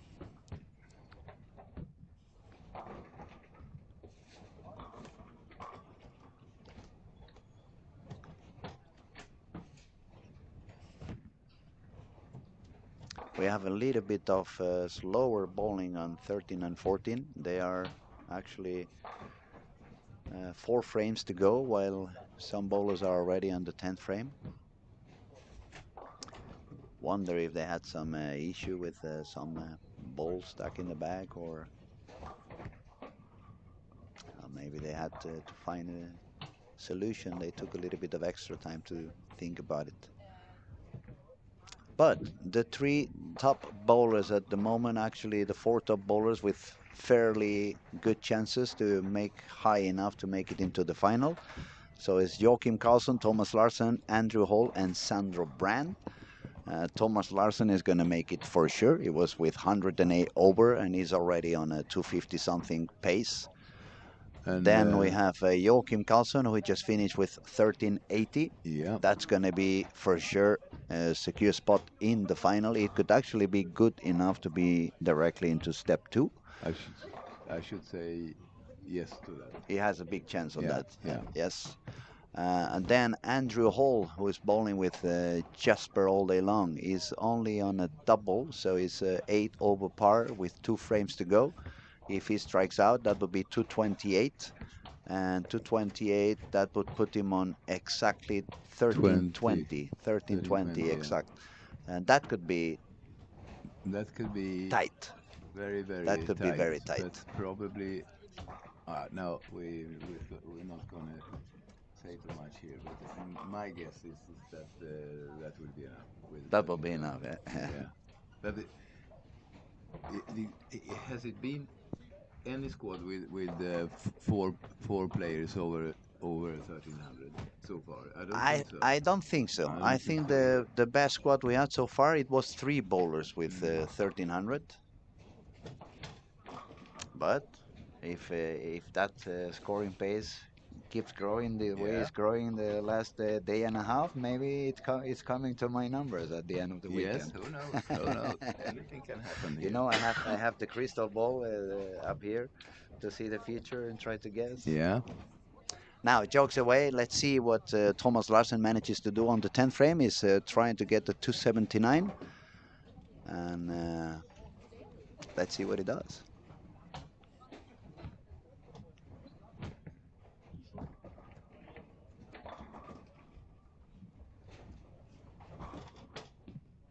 Couldn't be any better than Happy that. to see there is one good Larsen still there.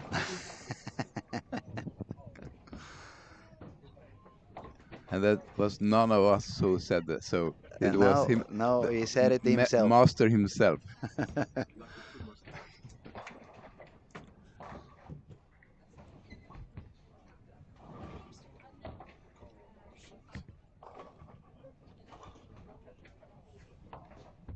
And that is a little bit what we just saw with Pepe on lane 20.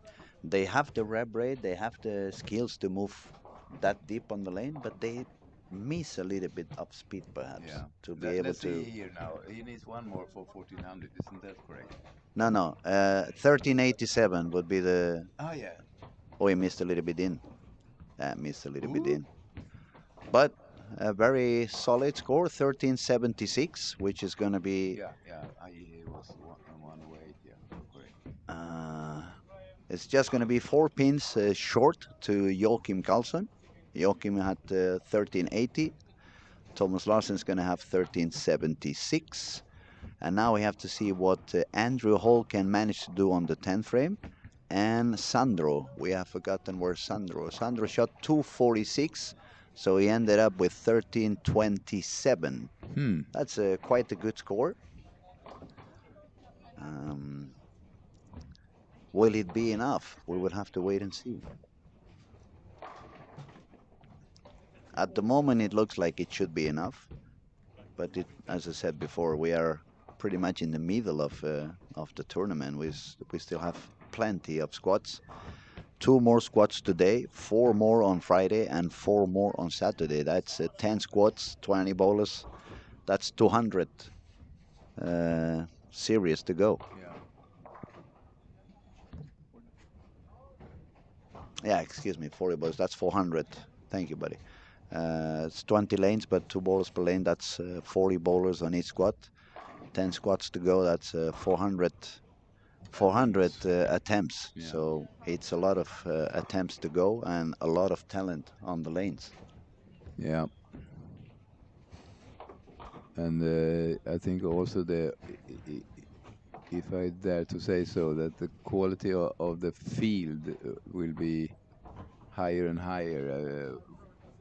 Just getting better. Yes. Okay, 10th frame for Andrew Hall. He definitely needs to strike out if he wants to make the score at least close to possible to the final. Oh, very nice on the 10th. Great strike. Very good. Needs 2 more. If he gets 2 more, he's going to be on 1320, 120 over.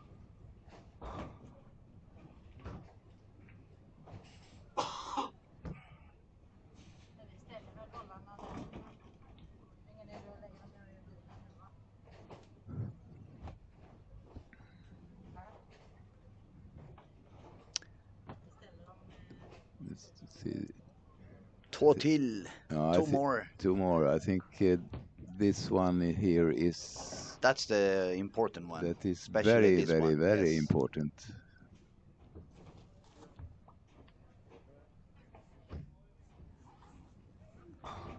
That was superb. Wow. Yeah, that was even better. That was clutch. Big shot by Andrew Hall now on frame number 11. But So now, I must say, even this one is going to be important yes, because on the yeah. 1320s, Yeah. every single Well, pin it can drop you 2 or 3 places up oh or yeah, down. yeah. I mean, the strike or if he leaves 2 pins can be the difference. Now let's see how he does, and then I'm going to ask Daniel something. Missed a little bit Come, out. come, come. That Yeah. was pretty good. Send it a little That's bit further out. really cool. For a moment, I thought maybe it could be a weak 10, but it looked very good. So 1320 for Andrew Hall. Since Daniel is here, Daniel, I'm going to ask you because probably someone is going to end up asking a little bit later on.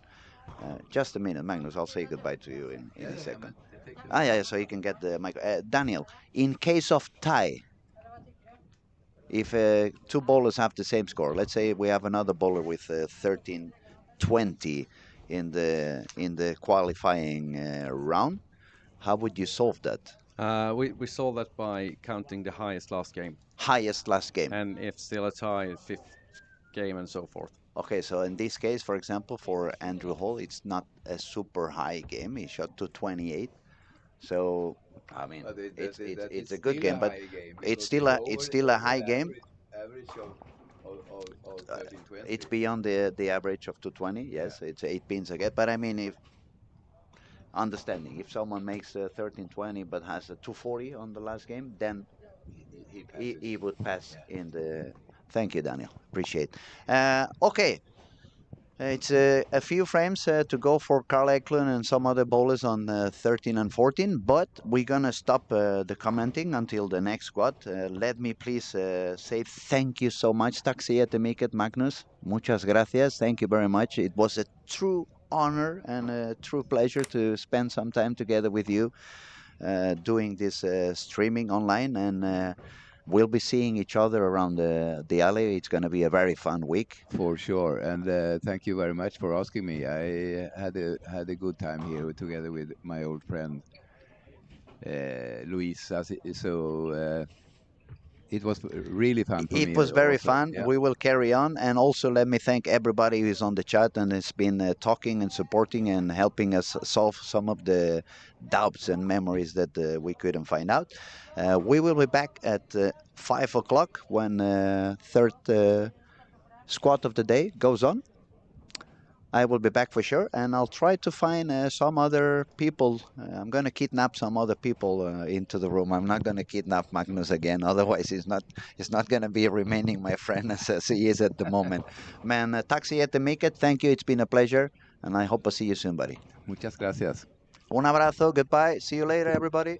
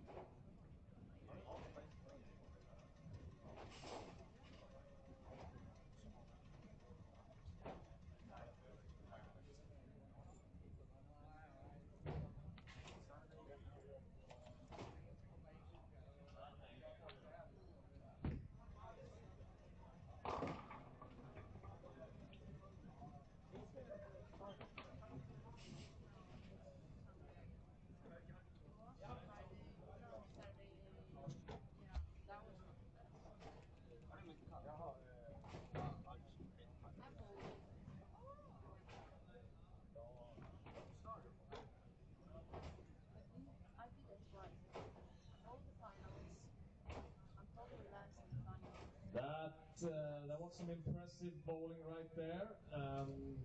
As a Larsen, I'm happy to see one Larsen bowl good at least. Some great bowling by Thomas and by Joachim Paulsen and some of the other guys out there.